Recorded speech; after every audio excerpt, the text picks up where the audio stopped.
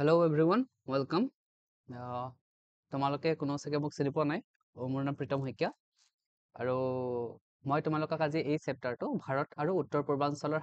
সাংস্কৃতিক ঐতিহ্য এই চেপ্টাৰটোৰ এটা ওৱান শ্বট ভিডিঅ' বনাম। এই তোমালোকৰ চাগে ভালকৈ জিন্দি মেমে পঢ়াই থৈছে। মই তোমালোকৰ সুবিধা হোৱাকে পৰীক্ষাৰ উপযোগী হোৱাকে যিখিনি আটাইতকৈ পইণ্ট ইম্পৰ্টেণ্ট সেই ইম্পৰ্টেণ্ট পইণ্টখিনি তোমালোকক কভাৰ আপ কৰিবলৈ চেষ্টা কৰিম। যিহেতু ওৱান শ্বট তোমালোকে জানে সকলো কভাৰ আপ কৰাটো পচিবল নহয়। যিমানখিনি পাৰোঁ সেইখিনি কৰিম। Okay, started. চ' প্ৰথম চেপ্টাৰটোৰ নাম হৈছে কি ভাৰত আৰু উত্তৰ পূৰ্বাঞ্চলৰ সাংস্কৃতিক ঐতিহ্য। এতিয়া ভাৰতবৰ্ষৰ সংস্কৃতি, প্ৰথম কথা আমি ভাৰতবৰ্ষৰ সংস্কৃতিৰ বিষয়ে পঢ়িব লাগিব এই চেপ্টাৰটোত,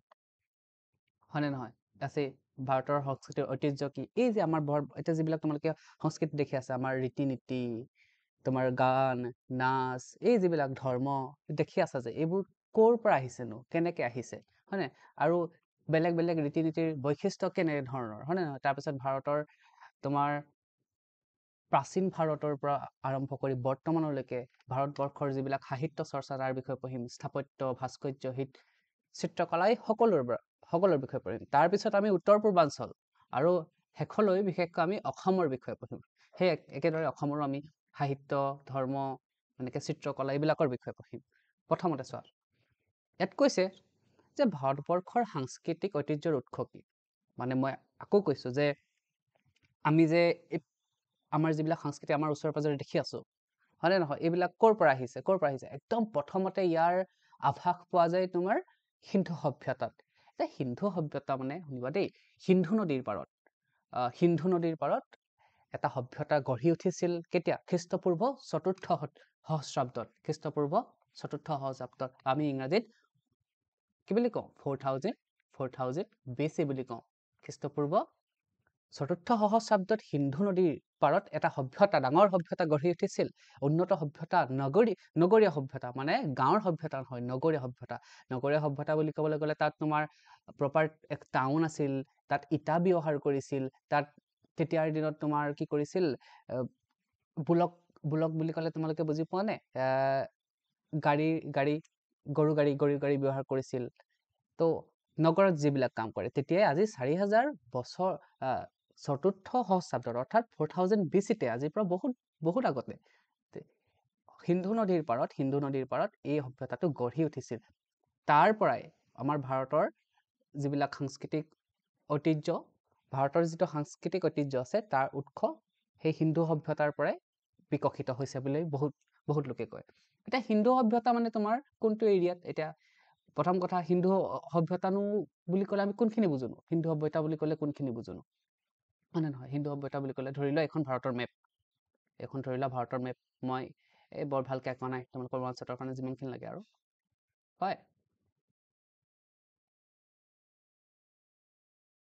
বৰ ভালকৈ আঁকা নাই হা। এইখন ভাৰতৰ মেপ মই আধাকে আঁকিছোঁ। তোমাৰ এই এৰিয়াটোত পাঞ্জাৱ, হাৰিয়ানা, গুজৰাট, এনেকৈ কৰি পাকিস্তানৰ এই এইখিনি এৰিয়াতে তোমাৰ সিন্ধু সভ্যতা গঢ় লৈ উঠিছিলে। এতিয়া তাৰ ৰেঞ্জেছ মানে ক'ৰ পৰা ক'লৈকে বিয়পি আছিলে সিন্ধু সভ্যতা বুলি যদি কয়, তোমালোকৰ মইতো জনাতে বহুত জানো, কিন্তু তোমালোকৰ কিতাপত আছে সিন্ধু সভ্যতা পূবৰ এই গাঙ্গেয় উপত্যকা বুলি কয়। এইডোখৰ গাঙ্গেয় উপত্যকা কি বুলি কিয় কয় জানানে? এইফালেদি এনেকে গংগা নদীখন বৈ গৈছে, বুজি পাইছা? গংগা নদীখন বৈ গৈছে আৰু ইয়াৰ গংগা নদীৰ উপনদীবিলাক এনেকে আছে, এইফালেদি এনেকে হৈ পিনি পৰিছেগে, ঠিক আছে? তো এইখিনিক কয় গাঙ্গেয় উপত্যকা। তো তোমালোকৰ কিতাপত আছে যে সিন্ধু সভ্যতাৰ বিস্তৃতি তোমাৰ এই গাঙ্গেয় উপত্যকাৰ মিৰাটৰলৈকে, মিৰাট বুলি এডোখৰ ঠাই আছে, পূবে মিৰাটৰলৈকে, মই এটাকে দিছোঁ, পূবে মিৰাটৰলৈকে, আৰু পশ্চিমৰ কথাটো তোমালোকক নাই মই কৈ দিছোঁ, পশ্চিমে ইৰাণৰলৈকে বিস্তৃতি আছিলে। এই বহলটো কিমান মানে বিস্তৃতি আছিলে সিন্ধু সভ্যতা। এতিয়া সিন্ধু সভ্যতাৰনো আমি যে কৈছোঁ সিন্ধু সভ্যতা মানে কি কোৱা হৈছে বুজি পাইছে? তাতে খনন কাৰ্য কৰা হৈছে। খনন কাৰ্য কৰি পিনি মানে এইবোৰ এৰিয়াত খনন কাৰ্য কৰা হৈছে, আমাক খন্দা হৈছে, মাটি খান্দি প্ৰত্নতাত্ত্বিকবিলাকে প্ৰত্নতত্ত্বৰ লগত যিবিলাক লোক জড়িত হৈ আছে তেওঁলোকে, আৰ্কিঅলজিষ্টবিলাকে, ইংৰাজীত ক'বলৈ গ'লে মোৰ অসমীয়া অকণ বেয়া, মাফ কৰিবা, আৰ্কিঅলজিষ্টবিলাকে কি কৰিছে, ইয়াতে খনন কাৰ্য কৰি পিনি বেলেগ নগৰৰ উদ্ধাৰ কৰিছে। তাৰে দুখনমান নগৰ হৈছে কি, এখন মহেঞ্জোদাৰো আৰু এখন নগৰৰ নাম হৰপ্পা। যিহেতু হৰপ্পাখন প্ৰথমতে আৱিষ্কাৰ হৈছিলে নগৰখন, গতিকে এই সিন্ধু সভ্যতাটোক আমি কি বুলি কওঁ হৰপ্পান সভ্যতা বুলি কওঁ বহুত সময়ত আমি হৰপ্পা সভ্যতা বুলি কওঁ বহুত নগৰ পাৰ ইয়াতে বিচাৰি পোৱা হৈছে তোমালোকক যিহেতু কিতাপত দুখন নগৰৰ নাম কোৱা হৈছে মহেঞ্জোদাৰো হৰপ্পা গতিকে তোমালোকে এই দুখন নগৰৰ নামে মনত ৰাখা তো শৰ্টলি মই কি ক'লো যে যিটো হিন্দু সভ্যতা আছে এই হিন্দু সভ্যতাত খনন কাৰ্য কৰি পিনে বহুত তোমাৰ কি বুলি কয় নগৰ পাইছে তাৰে দুখন ইম্পৰ্টেণ্ট যি দুখন ইম্পৰ্টেণ্ট নগৰ হৈছে সেই ইম্পৰ্টেণ্ট নগৰ দুখন হৈছে এখনৰ নাম হৰপ্পা আৰু এখন মহেঞ্জোদাৰো তাৰপিছত মই কি ক'লো তাৰপিছত হিন্দু সভ্যতাৰ বিস্তৃতি মানে ক'ৰ পৰা ক'লৈকে আছিলে পূব ফালে যদি চাওঁ তোমালোকেতো হেৰি আৰু জিঅ'গ্ৰাফিটো শিকিছে ন জিঅ'গ্ৰাফি শিকিছা নহয় হয়নে নহয় এইটো আমি কি বুলি কওঁ নৰ্থ সাউথ ইষ্ট ৱেষ্ট এইফালে পূব ন পূব দিশত ক'লৈ মিৰাটলৈকে আৰু পশ্চিম দিশত ইৰাণলৈকে ইৰাণৰ কথাটো তোমালোকৰ কিতাপত নাই মই কৈ দিছো বাৰু ঠিক আছে ইৰাণলৈকে এতিয়া তাৰপিছত চোৱা ক'লো যে মই কৈছিলো যে হিন্দু সভ্যতাৰ মানে সৰি ভাৰতৰ সাংস্কৃতিক ঐতিহ্যৰ উৎস প্ৰথমে ক'ত নিদৰ্শন পোৱা যায় হিন্দু সভ্যতাত এতিয়া তোমালোকে মোক সুধিবা যে স্যাৰ কি পোৱা যায় ঠিক আছে তোমালোকে বুজি পালা যে হিন্দু সভ্যতা আছিলে হয়নে এই হাৰিয়ানা তোমাৰ হাৰিয়ানা সাইডত পঞ্জাব সাইডত এনেকে হিন্দু সভ্যতা আছিলে কিন্তু তোমালোকে সুধিবা যে তাত পোৱা যায় কিনো তাত কি পাইছেনো হয়নে নহয় তাত পোৱা গৈছে এনেকুৱা ধৰণৰ তাত কিছুমান ধৰা তোমাৰ পশুপতি শিৱৰ মূৰ্তি পোৱা গৈছে পশুপতি তাৰপিছত শিৱলিংগ আৰ্হিৰ তাৰপিছত স্বস্তিকাৰ চিহ্ন পোৱা গৈছে মাতৃ দেৱীৰ মূৰ্তি তাৰপিছত ইউনিকৰ্ণ খাৰ গৰু এইবিলাকৰ মোহৰ পোৱা গৈছে এতিয়া শুনিবা মই সেইবিলাক তোমালোকক এটা এটাকৈ মই দেখাই দিম ছবিত চোৱা হিন্দু সভ্যতাৰ যিবিলাক লগত জড়িত যিবিলাক এলেকা আছিলে মানে এৰিয়া মহেঞ্জোদাৰো হৰপ্পাত তাত এনেকুৱা ধৰণৰ কিছুমান তোমাৰ মোহৰ পোৱা গৈছে চিল পোৱা গৈছে চোৱা এয়া হৈছে পশুপতি তোমাৰ এইটো হৈছে মূৰ্তি দেখিছানে এয়া পশুপতি শিং থকা তিনিটা শিং থকা এটা দুটা তিনিটা থকা এয়া মাতৃ দেৱী মূৰ্তি এয়া হৈছে তোমাৰ ইউনিকৰ্ণ বুলি এবিধ জন্তু আছে ইউনিকৰ্ণ আৰু এয়া হৈছে স্বস্তিকা এই চানটোতো তোমালোকে সকলোৱে দেখি আহিছা গতিকে এইবিলাক ক'ত পোৱা গৈছে মহেঞ্জোদাৰো হৰপ্পা এনেকুৱা ধৰণৰ এৰিয়াত এইবিলাক পোৱা গৈছে দেখিছা ক'ৰ পৰা ষ্টাৰ্ট হৈছে তাৰপিছত শুনা যেতিয়া হিন্দু সভ্যতা প্ৰথমতে আছিলে হয়নে নহয় যে হিন্দু সভ্যতাত এতিয়া তোমালোকে ক'ব যে ঠিক আছে স্যাৰ হিন্দু সভ্যতা বুজি পালো ইয়াৰ মানুহ বুজি পালো যে ইয়াত কি পোৱা গৈছিলে সেইটো বুজিলো হিন্দু সভ্যতা ক'ৰ পৰা ক'ৰলৈকে আছিলে সেইটো বুজিলো তাৰপিছত তোমালোকে সুধিবা যে স্যাৰ হিন্দু সভ্যতাত যিসকল লোক আছিল সেই লোকসকল কোন লোক আছিল সেই লোকসকল আছিল দ্ৰাবিড় মূলীয় লোকসকল দ্ৰাবিড় ঠিক আছে পৰীক্ষাত আহে যে হিন্দু সভ্যতাৰ যিসকল লোক আছিল সেই লোকসকল কোন ইয়াত তোমালোকৰ লিখিত আছে যে ইয়াত থকা যিসকল দ্ৰাবিড়সকল বুলি আছে ঠিক আছে এতিয়া হিন্দু সভ্যতাৰ পিছত ভাৰতবৰ্ষত অন্য এটা গোষ্ঠীৰ মানুহ কি আছিলে অন্য এটা গোষ্ঠীৰ মানুহ ভাৰতবৰ্ষলৈ আহিছিলে সেই গোষ্ঠীৰ মানুহখিনিক আমি আৰ্য বুলি কওঁ ঠিক আছে কিন্তু একজেক্টলি যদি মই ক'বলৈ যাওঁ একদম প্ৰথমৰ পৰা ক'বলৈ যাওঁ একদম পোনপ্ৰথমতে শুনা আমাৰ ভাৰতবৰ্ষত মই কৈছোৱেই যে বিভিন্ন ভাষা ভাষীৰ লোক আছে এটা কথাটো হ'ল বিভিন্ন সময়ত বিভিন্ন কাৰণত বেলেগ বেলেগ ঠাইৰ পৰা ভাৰতলৈ মানুহ আহিছিল আকৌ এবাৰ কৈছো বিভিন্ন সময়ত বিভিন্ন কাৰণত বেলেগ বেলেগ ঠাইৰ পৰা বিশ্বৰ বেলেগ বেলেগ ঠাইৰ পৰা ভাৰতবৰ্ষলৈ মানুহ আহিছিল তেওঁলোক একগোট হৈছিল তেওঁলোকৰ ভাষা ধৰ্ম সংস্কৃতি সেইবিলাক সংমিশ্ৰণ হৈ পিনি এতিয়াৰ যিটো ভাৰতৰ যিটো সংস্কৃতি সেইটো আমি দেখিবলৈ পাওঁ একদম প্ৰথমতে কোন আহিছিল একদম প্ৰথমতে যদি মই কওঁ একদম প্ৰথমতে আহিছিল নিগ্ৰো গোষ্ঠীৰ লোকসকল তাৰপিছত আহিছিল অষ্ট্ৰিক গোষ্ঠীৰ লোকসকল তাৰপিছত আহিছিল মংগোলীয় তাৰপিছত আহিছিল পশ্চিমৰ প্ৰশস্ত মস্তিষ্কি বুলি কয় এইটো মনত ৰাখিবা দেই বা ইংৰাজীত ৱেষ্টাৰ্ণ ব্ৰেচিচেফালিক বুলি কয় তাৰপিছত আহিছিলে দ্ৰাবিড়সকল এই দ্ৰাবিড়সকলে হৈছিলে হিন্দু সভ্যতাৰ যে লগত জড়িত হিন্দু সভ্যতা গঢ়ি তোলা যিসকল লোক আছিল সেইসকলে আছিল দ্ৰাবিড়সকল বুজি পাইছা তাৰপিছত আহিছিলে আৰ্যসকল এই আৰ্যসকলে দ্ৰাবিড়সকল হিন্দু সভ্যতা যেতিয়া পতন হৈছিল তাৰপিছত আৰ্যসকল ভাৰতবৰ্ষলৈ আহিছিলে আৰ্যসকলে ভাৰতবৰ্ষত বৈদিক যুগৰ সূচনা কৰিছিল বুজি পালানে আকৌ এবাৰ কৈছো শুনা একদম প্ৰথমতে কোন আহিছিল নিগ্ৰো গোষ্ঠীৰ লোকসকল ভাৰতলৈ আহিছিল তাৰপিছত অষ্ট্ৰিক গোষ্ঠীৰ লোকসকল তাৰপিছত মংগোলীয় তাৰপিছত আহিছে ৱেষ্টাৰ্ণ ব্ৰেচিচেফালিক লোকসকল আহিছিল দ্ৰাবিড়সকল আহিছিল মই যে ক'লো যে হিন্দু সভ্যতাৰ যে কথা কৈছিলো যে শিল পোৱা গৈছে পশুপতিৰ শিল পোৱা গৈছে তাৰপিছত তোমাৰ মাতৃ দেৱীৰ শিল পোৱা গৈছে হয়নে নহয় এইবিলাক পোৱা গৈছে এই হিন্দুসকল তেওঁলোক আছিল দ্ৰাবিড় লোক তাৰপিছত আহিছিলে তেওঁলোকৰ পিছত আহিছিলে বৈদিক যুগত যিসকল লোক ৰেছপন্সিবল আছিল তেওঁলোক আছিল আৰ্যসকল এতিয়া শুনা মই তোমালোকক ক'লো যে ভাৰতবৰ্ষত এই বিভিন্ন ধৰণৰ লোকসকলৰ সংস্কৃতি ভাষা সংস্কৃতি মিক্স আপ হৈ আজি যিখিনি আমি কাম কৰোঁ আজি যিখিনি আমি সংস্কৃতি গঢ়ি তুলিছো এইখিনি আজিও দেখিব পোৱা যায় এই সকলো লোকৰ সংমিশ্ৰণৰ ফলত চাব পাৰা তোমালোকৰ কিতাপত আছে যে অষ্ট্ৰিকসকলে প্ৰথমতে ধান খেতি কৰিছিল কুঁহিয়াৰৰ পৰা যে গুড় প্ৰস্তুত এতিয়া আজিওতো আমি কুঁহিয়াৰৰ পৰা গুড় প্ৰস্তুত কৰোঁ সেই কোনে আনিছিল সেই প্ৰক্ৰিয়াটো প্ৰথমতে অষ্ট্ৰিকসকলে আনিছিলে তাৰপিছত কপাহৰ পৰা যে আমি সূতা বনাওঁ হয় নে নহয় এতিয়াওতো বনাওঁ সেন্দুৰ হালধি ব্যৱহাৰ কৰিছিলো অবভিয়াছলি হালধিটো বনাই নহ'লেতো আজিকালি আমি খাবলৈ নোৱাৰো নহয় জানো যে হাতী পোহপাল দিয়া এই সকলোসকল আছিল এই যিবিলাক মই লিখি দিছো এইবোৰ আছিল অষ্ট্ৰিক লোকসকলৰ অৱদান বুজি পাইছা গতিকে তুমি ক'ব লাগিব যে ভাৰতবৰ্ষত অকল এটা জাতিয়ে নহয় বিভিন্ন সময়ত বিভিন্ন কাৰণত বিভিন্ন ঠাইৰ পৰা ভাৰতবৰ্ষলৈ বেলেগ বেলেগ লোকসকল আহিছিল তেওঁলোকৰ ভাষা সংস্কৃতি ধৰ্ম ভাৰতবৰ্ষৰ লগত সংমিশ্ৰণ হৈ গৈছিল আৰু বৰ্তমান যেটো আমি সংস্কৃতি দেখিবলৈ পাওঁ হেতু তাৰে কি ফসল বুজি পাইছানে নাই মাষ্টাৰ চেঞ্জ হৈছে নহয় অলপ বুজাত প্ৰবলেম হৈছে নেকি ইয়াতে এইবিলাক কথাই লিখি থোৱা আছে এইবিলাক কথা মই পঢ়ি দিয়া নাই আৰু ইয়াতে শৰ্ট ফৰ্মত তোমালোকক কৈ দিলো ঠিক আছে তাৰ পিছত ইয়াতে তোমালোকৰ কিতাপখনত মই ইয়েলো লাইন দি পিনে এটা ইম্পৰ্টেণ্ট এইবিলাক চাবা এমচিকিউৰ কাৰণে ইম্পৰ্টেণ্ট ঠিক আছে যে ইয়াতে ক'লে যে অনুসূচিত জনজাতি ভাৰতবৰ্ষৰ সংবিধানত কিমানটা লিখিত আছে 705টা ঠিক আছে এটা ভাৰতীয় সংবিধানত সৰকাৰি ভাষা কেটা আছে 22টা ভাষা সৰকাৰি ভাষা আছে ঠিক আছে তো সেইবিলাক চাবা এইবিলাক চাই থবা দেই ইম্পৰ্টেণ্ট মানে এমচিকিউ কৈছে আহে এই চোৱা মই যিখিনি কথা কৈছিলো সেইখিনি ইয়াতে আকৌ লিখি থোৱা আছে মই ক'লো যে চোৱাচোন প্ৰথমতে কোন আহিছিল আকৌ মনত পেলাও প্ৰথমতে কোন আহিছিল প্ৰথমতে আহিছিল তোমাৰ নিগ্ৰহসকল অষ্ট্ৰিকসকল মংগোলীয় এনেকে এই আৰ্যসকল যেতিয়া আহিছিলে বৈদিক যুগ এটা বৈদিক যুগ বুলি ক'লে তোমালোকৰ মনত আহিব যে বেদ কেইখনৰ নাম হয়নে নহয় বেদ কেইখনৰ নাম কি আছিলে ঋগ বেদ আছিলে হয়নে নহয় সাম বেদ আছিলে যজুৰ বেদ আছিলে লিখিব নালাগে মই জাষ্ট তোমালোকক বুজাবৰ কাৰণে কৈছো আৰু অথৰ্ব বেদ আছিলে মানে কি বুজি পাইছা নাই এই বৈদিক যুগসকলৰ লোকসকলে এই চাৰিখন বেদ লিখিছিলে এই চাৰিখন বেদ লিখিছিলে বুজি পাইছা বেদৰ লগতে তেওঁলোকে বৈদিক যুগৰ শেষৰ ফালে আমি যদি চাওঁ বৈদিক যুগৰ শেষৰ ফালে মহাভাৰত ৰামায়ণ অৰণ্যক ব্ৰাহ্মক এইবিলাক কিতাপৰ নাম উপনিষদ এইবিলাক ৰচনা কৰিছিলে কোনে বৈদিক লোকসকলে এই বৈদিক লোকসকল যে মই যিসকলৰ কথা লিখিছিলো এই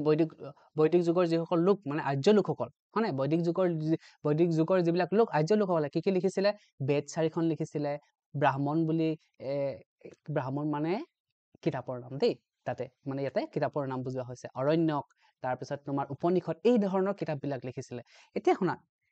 চোৱা এই আৰ্যসকলটো বহুত পিছত আহিছিলে প্ৰথমতে নিগ্ৰো অষ্ট্ৰিক এওঁলোক আছিলে কি হ'ল তেওঁলোকে আহি পিনি ভাৰতৰ আৰ্যসকলে চব তুমি ধৰি লোৱা কৰবালৈ গৈছা প্ৰথমতে কি হ'ব লাগিব সেই মানুহখিনিৰ লগত চিনাকি হ'বলে সেই মানুহখিনিৰ ভাষা শিকিব লাগিব সেই মানুহৰ সংস্কৃতিটো শিকিব লাগিব সেই মানুহখিনিয়ে কৰা নাচ গান সেইবিলাক তোমালোকে শিকিব লাগিব তেতিয়াহে তুমি সেইখন সমাজৰ লগত মিক্স আপ হৈ যাবা হয়নে নহয় আৰ্যসকলেও আহি পিনি কি কৰিলে এই নিগ্ৰো অষ্ট্ৰিক মংগোলীয় দাবীসকলৰ ভাষাটো শিকিলে তেওঁলোকৰ ধৰ্ম যিখিনি পাৰে সেইখিনি অলপ কপি কৰিলে তাৰপিছত তেওঁলোকৰ নিজৰ আৰ্যসকলে যেতিয়া তাৰপিছত নিজে কিতাপ লিখিবলৈ ধৰিলে কিতাপ মানে কোন এয়া তোমাৰ মহাভাৰত ৰামায়ণ বেদ কেইখন হয় এই বেদ কেইখনত এই লোকসকলৰ যিবিলাক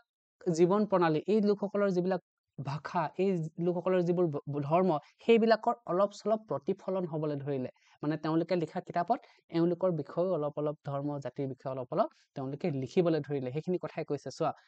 মই লিখি দিছো যে আৰ্য সংস্কৃতিৰ লগত থলুৱা সংস্কৃতিৰ সংমিশ্ৰণ হ'ল বুজি পাইছা নাই কাৰণ আৰ্যসকলটো পিছত আহিছিলে বহুত পিছত আহি পিনি তেওঁলোকৰ আগত অহা যিসকল লোক তেওঁলোকৰ এই সংস্কৃতিৰ লগত মিক্স আপ হৈ গ'ল আৰু এইবিলাক আমি কেনেকে গম পাওঁ এই যিবিলাক যে কিতাপ সেই কিতাপত তাৰ আভাস পোৱা যায় বুজি পাইছানে নাই পোৱা সঁচাকে পাইছে তাৰপিছত শুনা কি আহিছিলে তাৰপিছত একদম প্ৰথমতেতো যিসকল বৈদিক যুগৰ লোকসকল আছিল তেওঁলোকতো হিন্দু ধৰ্মৰে লোক আছিল নহয় জানো হিন্দু ধৰ্মৰে লোক আছিল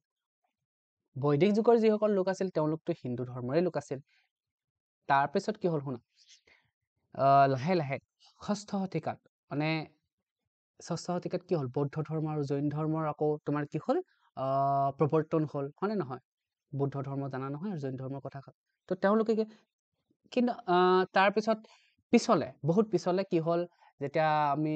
তোমালোকে চাগে আগতে পঢ়ি আহিছা, পাহৰি গৈছা, কোনো ডাঙৰ কথা নহয়। তাৰপিছত খ্ৰীষ্টিয়ান লোকসকল আহিলে, তাৰপিছত তোমাৰ ইছলাম লোকসকল আহিলে, ইহুদী লোকসকল আহিলে, সকলো ধৰণৰ ধৰ্মৰ লোকসকল ভাৰতলৈ লাহে লাহে আমাৰ কি প্ৰৱেশ কৰিবলৈ ল'লে, হয়নে নহয়? এতিয়া তোমালোকে দেখা যে আমাৰ অসমতে বিভিন্ন ধৰণৰ ধৰ্মাৱলম্বী লোক তোমালোকে দেখা পোৱা, হয়নে নহয়? বিভিন্ন ধৰ্মাৱলম্বী, আৰু তেওঁলোকে ধৰ্ম হ'লেই নহ'ব নহয়, তেওঁলোকে পালন কৰা বিভিন্ন ধৰণৰ উৎসৱ পাৰ্বণ সেইবিলাকো তোমালোকে দেখিবলৈ পোৱা। দেখিছানে? এটা কথা মন কৰিছিলানে, যিটো মই কৈছো যে বিভিন্ন সময়ত অহা লোকসকল বিভিন্ন কাৰণত, কি কাৰণ হ'ব পাৰে ন? কেতিয়াবা এনেই আহে, প্ৰবচন কৰিবলৈ আহে। ধৰি লোৱা হিউৱেন চাং আহিলে, হিউৱেন চাং আহিছিলে ন? হিউৱেন চাং কেলে আহিছিলে ন? মেইনলি তেওঁ কেলে আহিছিলে জানানে? তেওঁ বৌদ্ধ ধৰ্ম প্ৰচাৰ কৰিবলৈ আহিছিলে। তাৰপিছত যেতিয়া আমাৰ অসমৰ কথাই কৈছো, অসমত যেতিয়া তোমাৰ আজান ফকীৰ আহিছিলে, তেওঁ মুছলিম ধৰ্ম প্ৰচাৰণ কৰিছিলে, হয়নে নহয়? এনেকে বেলেগ বেলেগ কাৰণত, ধৰ্মৰ কাৰণে হওক বা ভাৰত আক্ৰমণ কৰিবৰ কাৰণে হওক, যুদ্ধৰ কাৰণে হওক, বেলেগ বেলেগ ধৰণৰ মানুহবোৰ আহে, ইয়াত থাকি যায়, ইয়াৰ থলুৱা সংস্কৃতি শিকে বা তেওঁলোকৰ সংস্কৃতিও থলুৱা মানুহখিনিক দিয়ে। তেনেকে মিক্স আপ হৈ পিনি বৰ্তমান আমাৰ যিটো ভাৰতৰ অৱস্থা, সংস্কৃতি, সেইখিনি আমি বিল্ড কৰিব পাৰিছো, হয়নে নহয়? চ' বেলেগ বেলেগ ধৰণৰ মানুহ আহিলে, সেইটোৱে কৈছে, বৰ বেলেগ মানে স্পেচিয়েল কথা কোৱা নাই। আৰু ক'লে যে আমাৰ হিন্দু ধৰ্মৰ এটা স্পেচিয়েল কথা কি, আমাৰ হিন্দু ধৰ্মৰ এটা স্পেচিয়েল কথা কি, আমাৰ হিন্দু ধৰ্ম উদাৰ, মানে আমি বেলেগৰ পৰা শিকো, আমি বেলেগৰ যিবিলাক ৰীতি নীতি সেইবিলাকক আমি শ্ৰদ্ধা কৰো, হিন্দু ধৰ্মৰ লোকসকল, হয় নে? বা আমাৰ হিন্দু ধৰ্মৰ কিতাপত সেইবিলাক লিখিত আছে। মই কোৱা নাই যে সকলোৱে শ্ৰদ্ধা কৰে, কিন্তু ইয়াৰ কিতাপৰ মতে যদি সকলো ধৰ্মই ইটো ধৰ্মৰ লোকসকলৰ বা নিয়মবিলাকক শ্ৰদ্ধা কৰে। কিন্তু কিতাপত লিখি থোৱাৰ মতে এনেকে কৈছে যে আমাৰ হিন্দু ধৰ্মৰ উদাৰ নীতি গ্ৰহণ কৰিছিলে লোকসকলে, হয়নে নহয়? তো সেইকাৰণে বেলেগ বেলেগ ধৰ্ম যেতিয়া আহিছিল, তেতিয়াও আমাৰ হিন্দু ধৰ্মৰ লগত কোনো ধৰণৰ ক্লেছ হোৱা নাছিলে, কাজিয়া হোৱা নাছিলে, হয়নে নহয়? আমি আহিবলৈ দিছিলো, উই ৱেলকাম দেম। কাৰণ আমাৰ দেশলৈ আহিছিলে, বেলেগ বেলেগ ধৰ্ম প্ৰচাৰ কৰিছিলে, আমাৰ কোনো ধৰণৰ ক্লেছ হোৱা নাছিলে। কিন্তু আমি হিন্দু ধৰ্মৰ লোকসকলৰ কথা কৈছো, মানে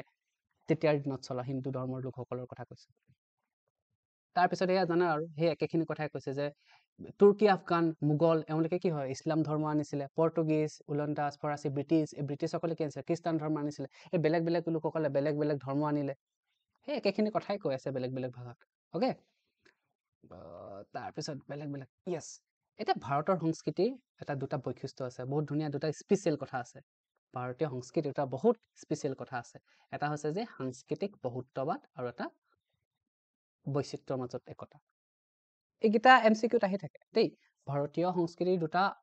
অন্যতম বৈশিষ্ট্য কি, এটা সাংস্কৃতিক বহুত্ববাদ আৰু এটা বৈশিষ্ট্যৰ মাজত একতা। এটা প্ৰথম কথাটো হ'ল শুনা, সাংস্কৃতিক বহুত্ববাদ মানে কি? এই লাইনটো বহুত ধুনীয়াকৈ কৈছে, চোৱা। কেতিয়াবা পৰীক্ষাত মানে 1 নম্বৰীয়া প্ৰশ্নৰ কাৰণে আহিব পাৰে, মই আণ্ডাৰলাইন কৰি দিছো, দেখিছানে? মই এবাৰ পঢ়ি দিছো লাইনটো, তাৰপিছত বুজাই দিম। ভাৰতৰ বিভিন্ন অঞ্চলত বিভিন্ন জাতি উপজাতিয়ে তেওঁলোকৰ পৃথক পৃথক স্বকীয় কৃষ্টি সংস্কৃতিৰ সংৰক্ষণ তথা সংবৰ্ধন কৰিব বিচৰাৰ সময়তে আন কৃষ্টি সংস্কৃতিৰ সৈতে সহৱৰ্তিতা আৰু সন্মানৰ ভাৱ পোষণ কৰা দেখা যায়। সেই একেখিনি কথাই ভাল ভাষাত কৈছে নহয় জানো? ভাল অসমীয়া ভাষা ব্যৱহাৰ কৰিবলৈ কোৱা নাই জানো? কি কৈছে শুনা, সাংস্কৃতিক বহুত্ববাদ মানে আমাৰ ভাৰতৰ বিভিন্ন ঠাইত বিভিন্ন লোকৰ সংস্কৃতি বেলেগ বেলেগ। যেনেকে আমাৰ অসমতে চোৱা, হয়নে নহয়? মিচিংসকলে বেলেগ বেলেগ নিয়ম পালন কৰে, বড়োসকলৰ বেলেগ বেলেগ, কছাৰীসকলৰ বেলেগ বেলেগ, আহোমসকলৰ বেলেগ বেলেগ, সকলোৱে নিজৰ নিজৰ কৃষ্টি সংস্কৃতি আছে, হয়নে নহয়? আৰু তেওঁলোকে নিজৰ কৃষ্টি সংস্কৃতি কি কৰিব বিচাৰে? সংৰক্ষণ কৰিবলৈ বিচাৰে, হয়নে নহয়? সংৰক্ষণ, আমি মেডাম মেফিও উদযাপন কৰো, আমি কি বুলি কয় বাথৌ পূজা উদযাপন কৰো, হয়নে নহয়? আমি চব উদযাপন কৰো। মানে তেওঁলোকে বাথৌ পূজা উদযাপন কৰে, মেডাম মেফি উদযাপন কৰে, মহোহো উদযাপন কৰে, আমি সকলো উদযাপন কৰো। কিন্তু এট দ্য চেম টাইম আমি ধৰি লোৱা আমি তেওঁলোকৰ যিবিলাক উদযাপন আছে কৃষ্টি সংস্কৃতি, তাক আমি কি সন্মানৰ ভাৱেৰেও চাওঁ, হয়নে নহয়? এনেকুৱা নহয় যে বড়ো ধৰ্মৰ এনেকুৱা নহয় যে যিসকল বড়ো লোক আছে, বড়ো লোকসকলে তোমাৰ মিচিং লোকসকলৰ যিটো আলি আই লৃগাং, সেই আলি আই লৃগাং পাতিলে বেয়া পাব, তেনেকুৱা নহয়। তেওঁলোকে সন্মান কৰে। বুজি পাইছানে নাই পোৱা? বুজাব পাৰিছানে নাই পোৱা? অ'কে। তাৰপিছত বৈচিত্ৰ্যৰ মাজত একতা, বুজি পাইছে? এই বৈচিত্ৰ্যৰ মাজৰ একতা, এই যিটো লাইনটো, ইউনিটি ইন ডাইভাৰ্চিটি বুলি কয় ইংৰাজীত, এই লাইনটো এখন কিতাপত পোৱা যায়। কোনখন কিতাপত? এই ধাৰণাটোতো ভাৰতত আগৰ পৰাই আছে, বৈচিত্ৰ্যৰ মাজত একতা ধাৰণাটোতো আগৰ পৰাই আছে। তথাপিও একদম স্পেচিফিকেলি এখন কিতাপত ক'ত পোৱা যায়? ডিস্কভাৰী অফ ইণ্ডিয়া নামৰ কিতাপখন। এইখন কোনে লিখিছিলে? জৱাহৰলাল নেহৰুৱে লিখিছিলে। এই কিতাপখনত স্পেচিফিকেলি এই লাইন কেইটা পোৱা যায়। তাৰপিছত তোমালোকে চোৱা এতিয়া কথাটো হ'ল মই ক'লো যে সাংস্কৃতিক বহুত্ববাদ মানে কি বেলেগ বেলেগ সংস্কৃতি আছে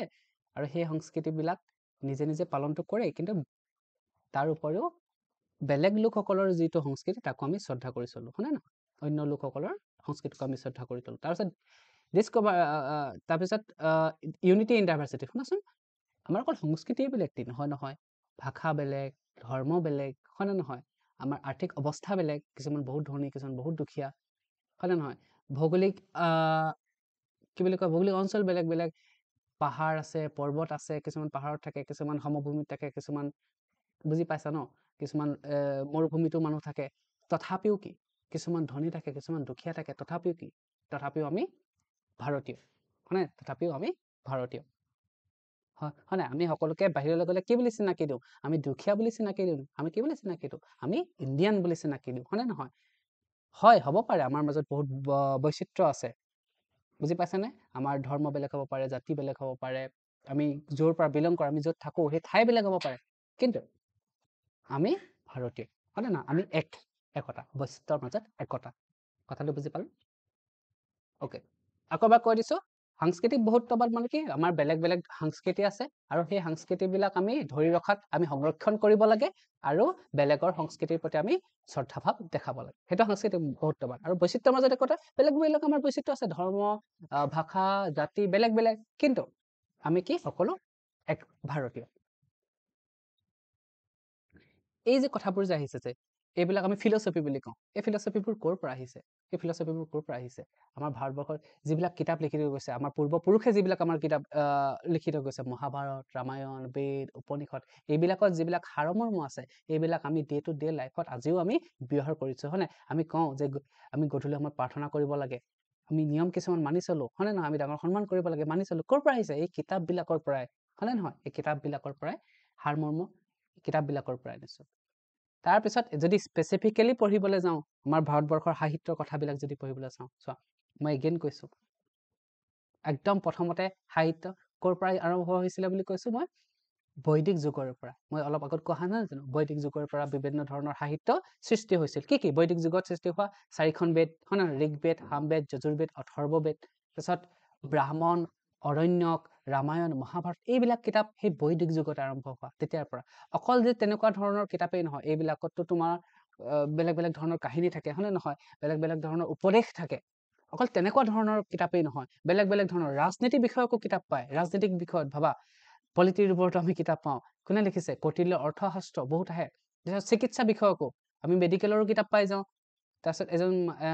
লোক আছিলে চৰকে লিখিছিলে চৰক সংহিতা হুশ্ৰুত নামৰ এজন ব্যক্তি মানে লিখক আছিলে হুশ্ৰুতে হুশ্ৰুক সংহিতা লিখিছিলে হয়নে তাৰ উপৰিও কালিদাসৰ নামটো সকলোৱে শুদ্ৰক বানভট্ট হয়নে নহয় এওঁলোকে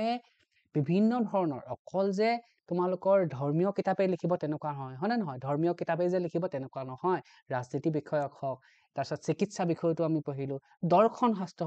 শাস্ত্ৰ মানে তোমাৰ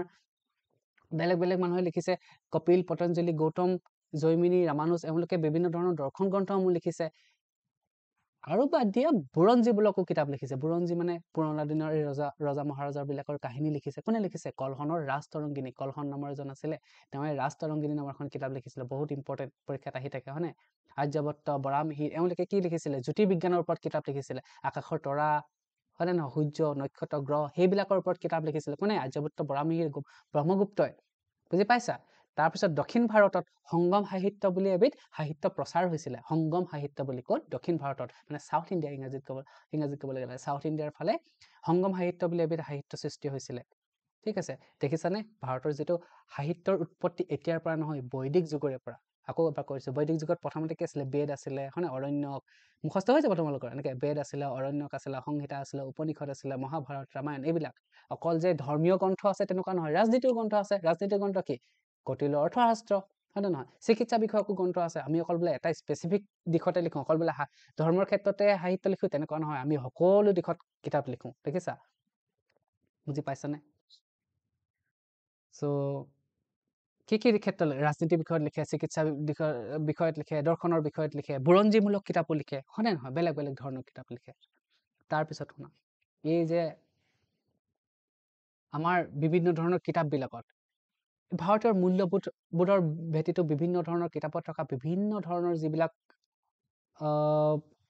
বাণী আছে, অমুক বাণী আছে, সেইবিলাক বাণীয়ে আমাৰ ভাৰতীয় মূল্যবোধৰ ভেটিটো গঢ় দিয়ে। মানে ধৰা আমি যে কওঁ যে সত্যমেৱ জয়তে, হয়নে নহয়, সত্যৰ সদায় জয়, হয়নে? এই কথাটো ক'ত আছেনো? মুণ্ডক উপনিষদত আছে। অহিংসা পৰম ধৰ্ম, হয়নে নহয়?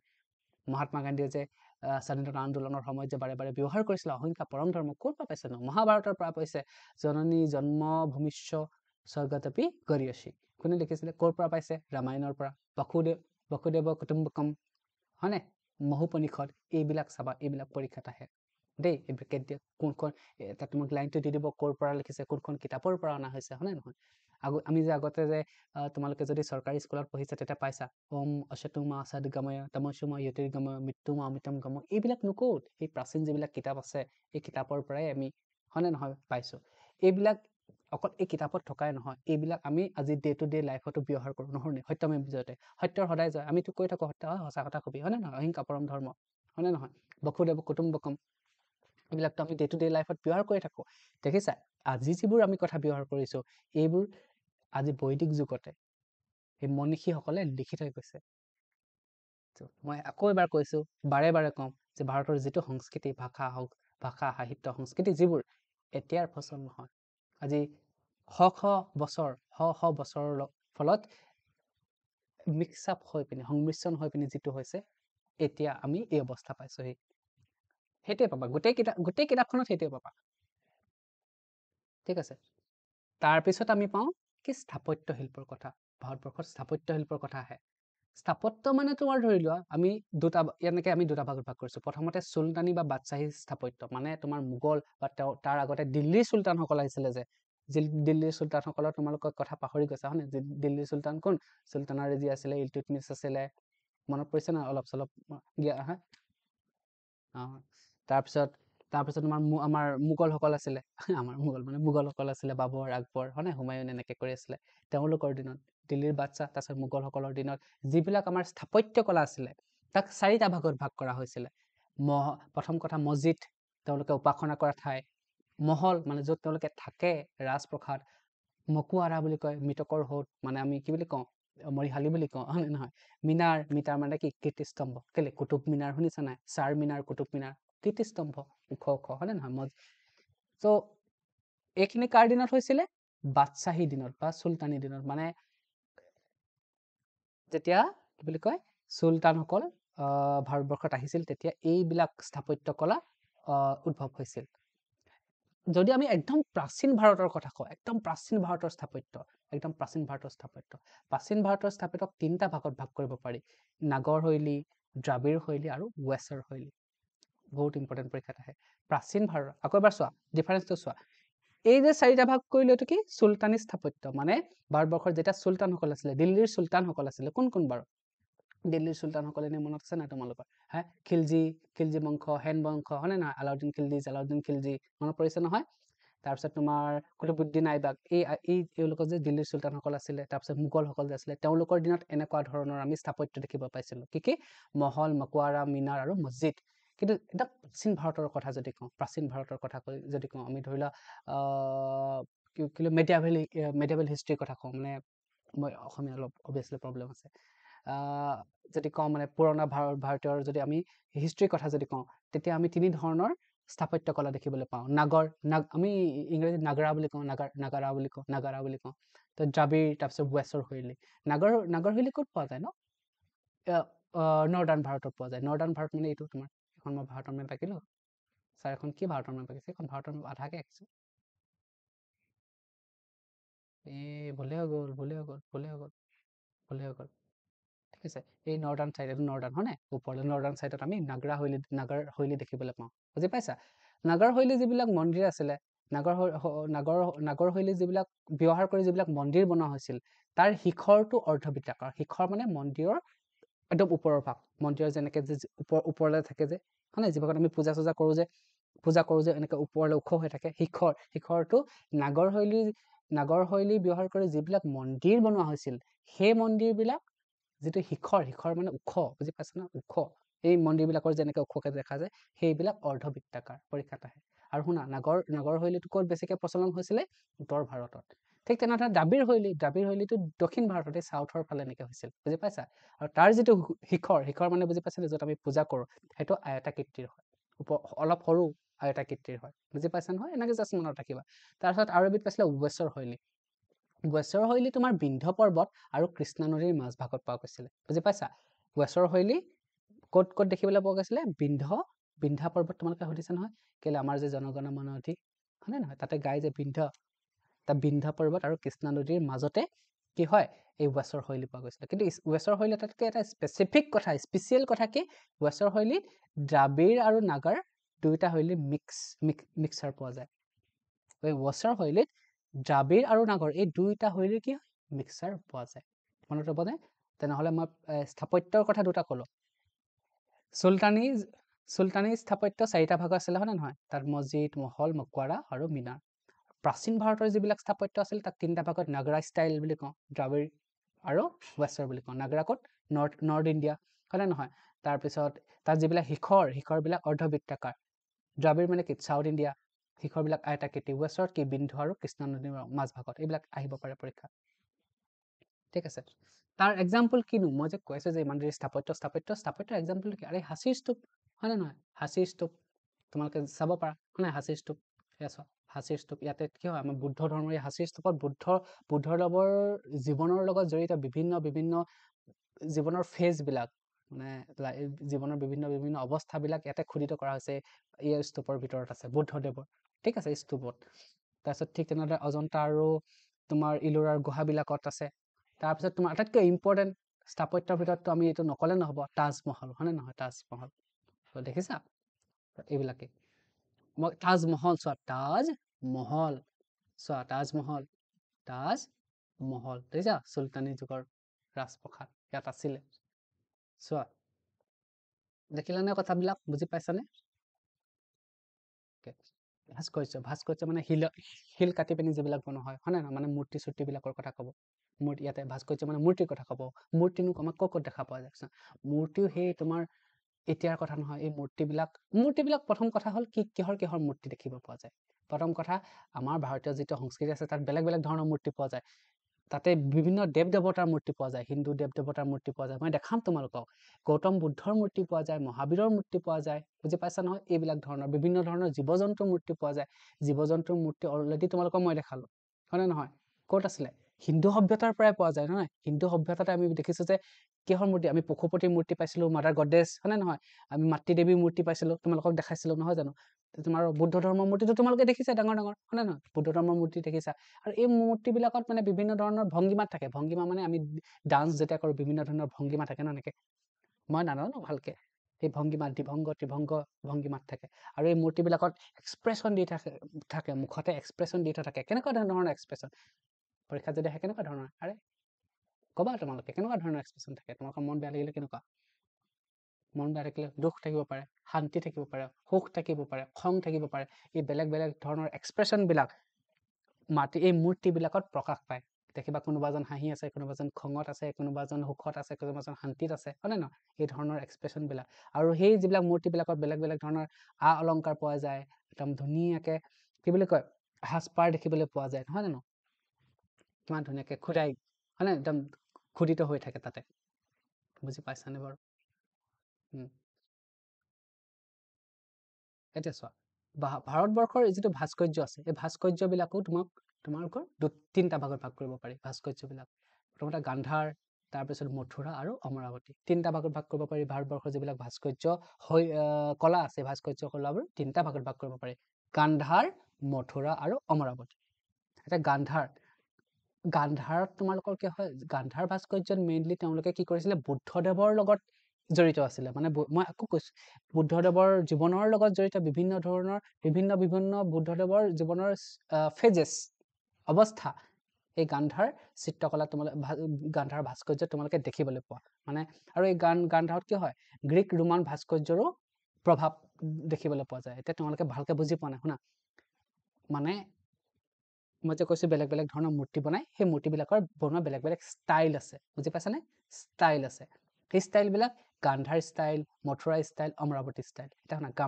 গান্ধাৰত আকৌ বেলেগৰ প্ৰভাৱ পৰিছে গ্ৰীক ৰোমান মানে শুনা ভাৰতবৰ্ষত তোমালোকে চাগে পঢ়িবলৈ পোৱা নাই বিভিন্ন সময়ত বিভিন্ন ধৰণৰ লোক আহিছে বুলি কৈ আহিছো তোমাৰ প্ৰথমতে তোমালোকে আলেকজাণ্ডাৰৰ নাম শুনিছে আলেকজাণ্ডাৰৰ লোকসকল আছে হয় নে গ্ৰীকসকল আহিছিলে ৰোমান লোকসকল আহিছিলে মানে বিদেশৰ পৰা আহিছিলে বুজি পাইছানে সেই লোকসকল আহিলে তেওঁলোকে বনোৱা যিটো সংস্কৃতি সেইটো মই কৈছো ভাৰতত থৈ গ'ল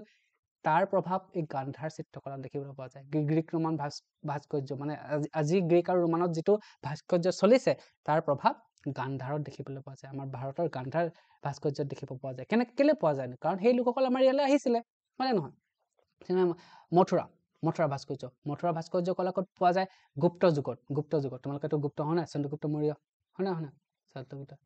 চন্দ্ৰগুপ্ত মৌৰ্যটো মৌৰ্য ৰজা হয় না ইয়েছ গুপ্ত ৰজা প্ৰথম আছিলে চন্দ্ৰগুপ্ত শ্ৰীগুপ্ত এনেকৈ আছিলে হয় না তো গুপ্ত সকলৰ দিনত আকৌ কৈছে চন্দ্ৰগুপ্ত মৌৰ্য ৰজা দেই মৌৰ্য ৰজা তো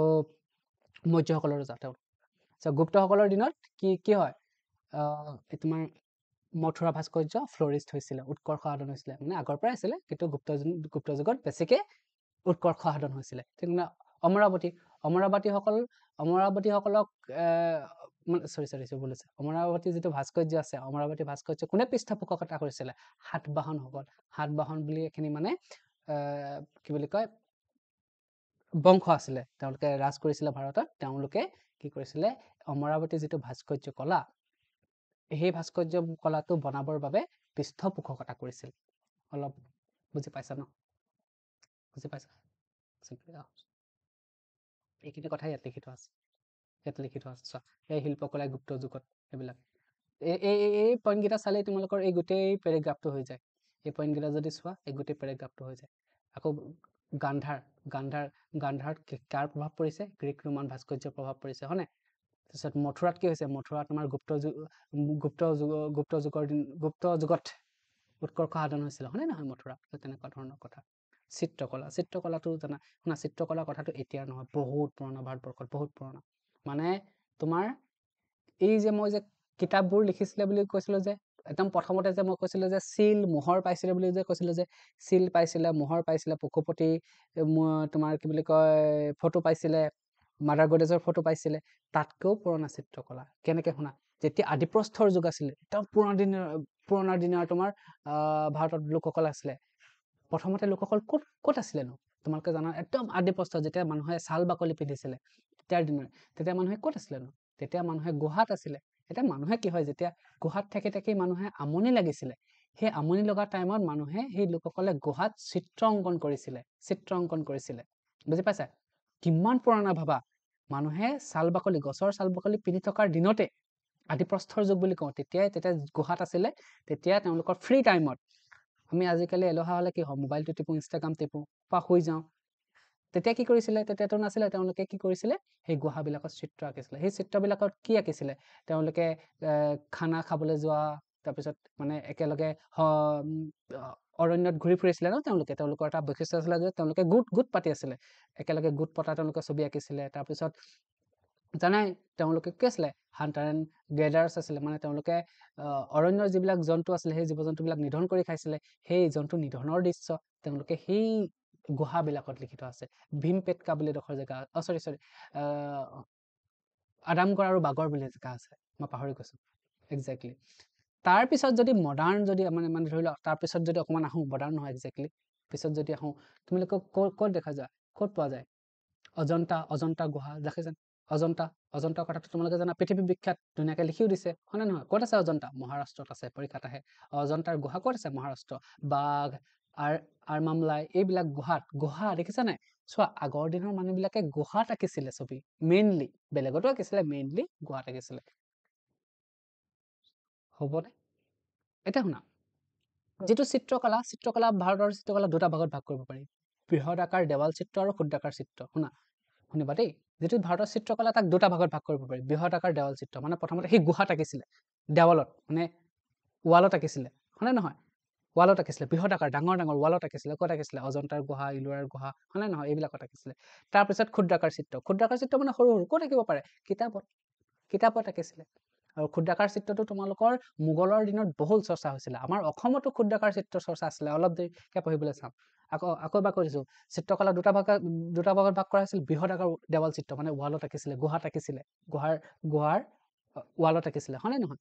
তাৰপিছত তোমাৰ ক্ষুদ্ৰাকাৰ চিত্ৰ কিতাপত আগৰ দিনত এইবিলাক ৰং কৰিছিলে হালধি তাৰপিছত তোমাৰ শিলিখা গুটি এইবিলাক মিক্স কৰি পিনি বেলেগ গছৰ গুটি মিক্স কৰি ৰং কৰিছিলে কিতাপৰ ভিতৰত যে হয়নে নহয় হাঁচি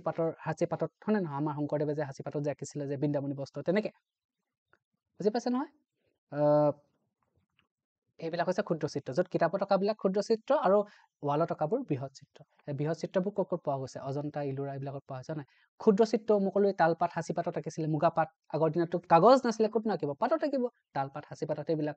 মানে এতিয়া শুনে যেতিয়া ছবি আঁকিবলৈ ছটা একদম অংগৰ প্ৰয়োজন বুজি পাইছা ছবি আঁকিবলৈ ছটা অংগৰ প্ৰয়োজন তাক আমি খৰাংগ বুলি কওঁ কি লাগে আকৃতি হয় আমি কিমান ডাঙৰ হ'ব হয় জোখ মাখ কিমান ডাঙৰ সেয়া আকৃতি মানে কি আঁকিম প্ৰথম কথা খৰাংগ ছটা অংগ লাগে প্ৰথম কথা কি আকৃতি আমি কি আঁকিম জোখ মাখ কিমান ডাঙৰকে আঁকিম আবেগ অনুভূতি আমি এক্সপ্ৰেছন কি দিম হয়নে নহয় কলাত্মক উপস্থাপন আমি মানুহজন কেনেকুৱা দিম মানে উঠি থকা দিম নে বহি থকা দিম কিবা ভাবি থকা দিম নে হয়নে নহয় সাদৃশ্যতা হয়নে নহয় কাৰ লগত মেচ কৰে মানুহ হ'ব নে জীৱ জন্তু হ'ব নে হয়নে নহয় তুলিকা ব্যৱহাৰ দিওঁ কি ৰং ব্যৱহাৰ কৰিম এই ছটা অংক লাগে ছবি আঁকিবলৈ পৰীক্ষাত আহিব পাৰে মই ধুনীয়াকৈ আঁকি দিছো ঠিক আছে কেনেকে ৰং কৰা হৈছিল এলান্ধু হালধি মই যিবোৰ মুখেৰে কৈছো সেন্দুৰ শিলিখা গুৰি কেঁচুৰ ৰস এইবিলাক মানে প্ৰাকৃতিক সামগ্ৰীৰে ৰং তৈয়াৰ কৰিছিলে তাৰ ৰং দিছিলে মই কৈছো যে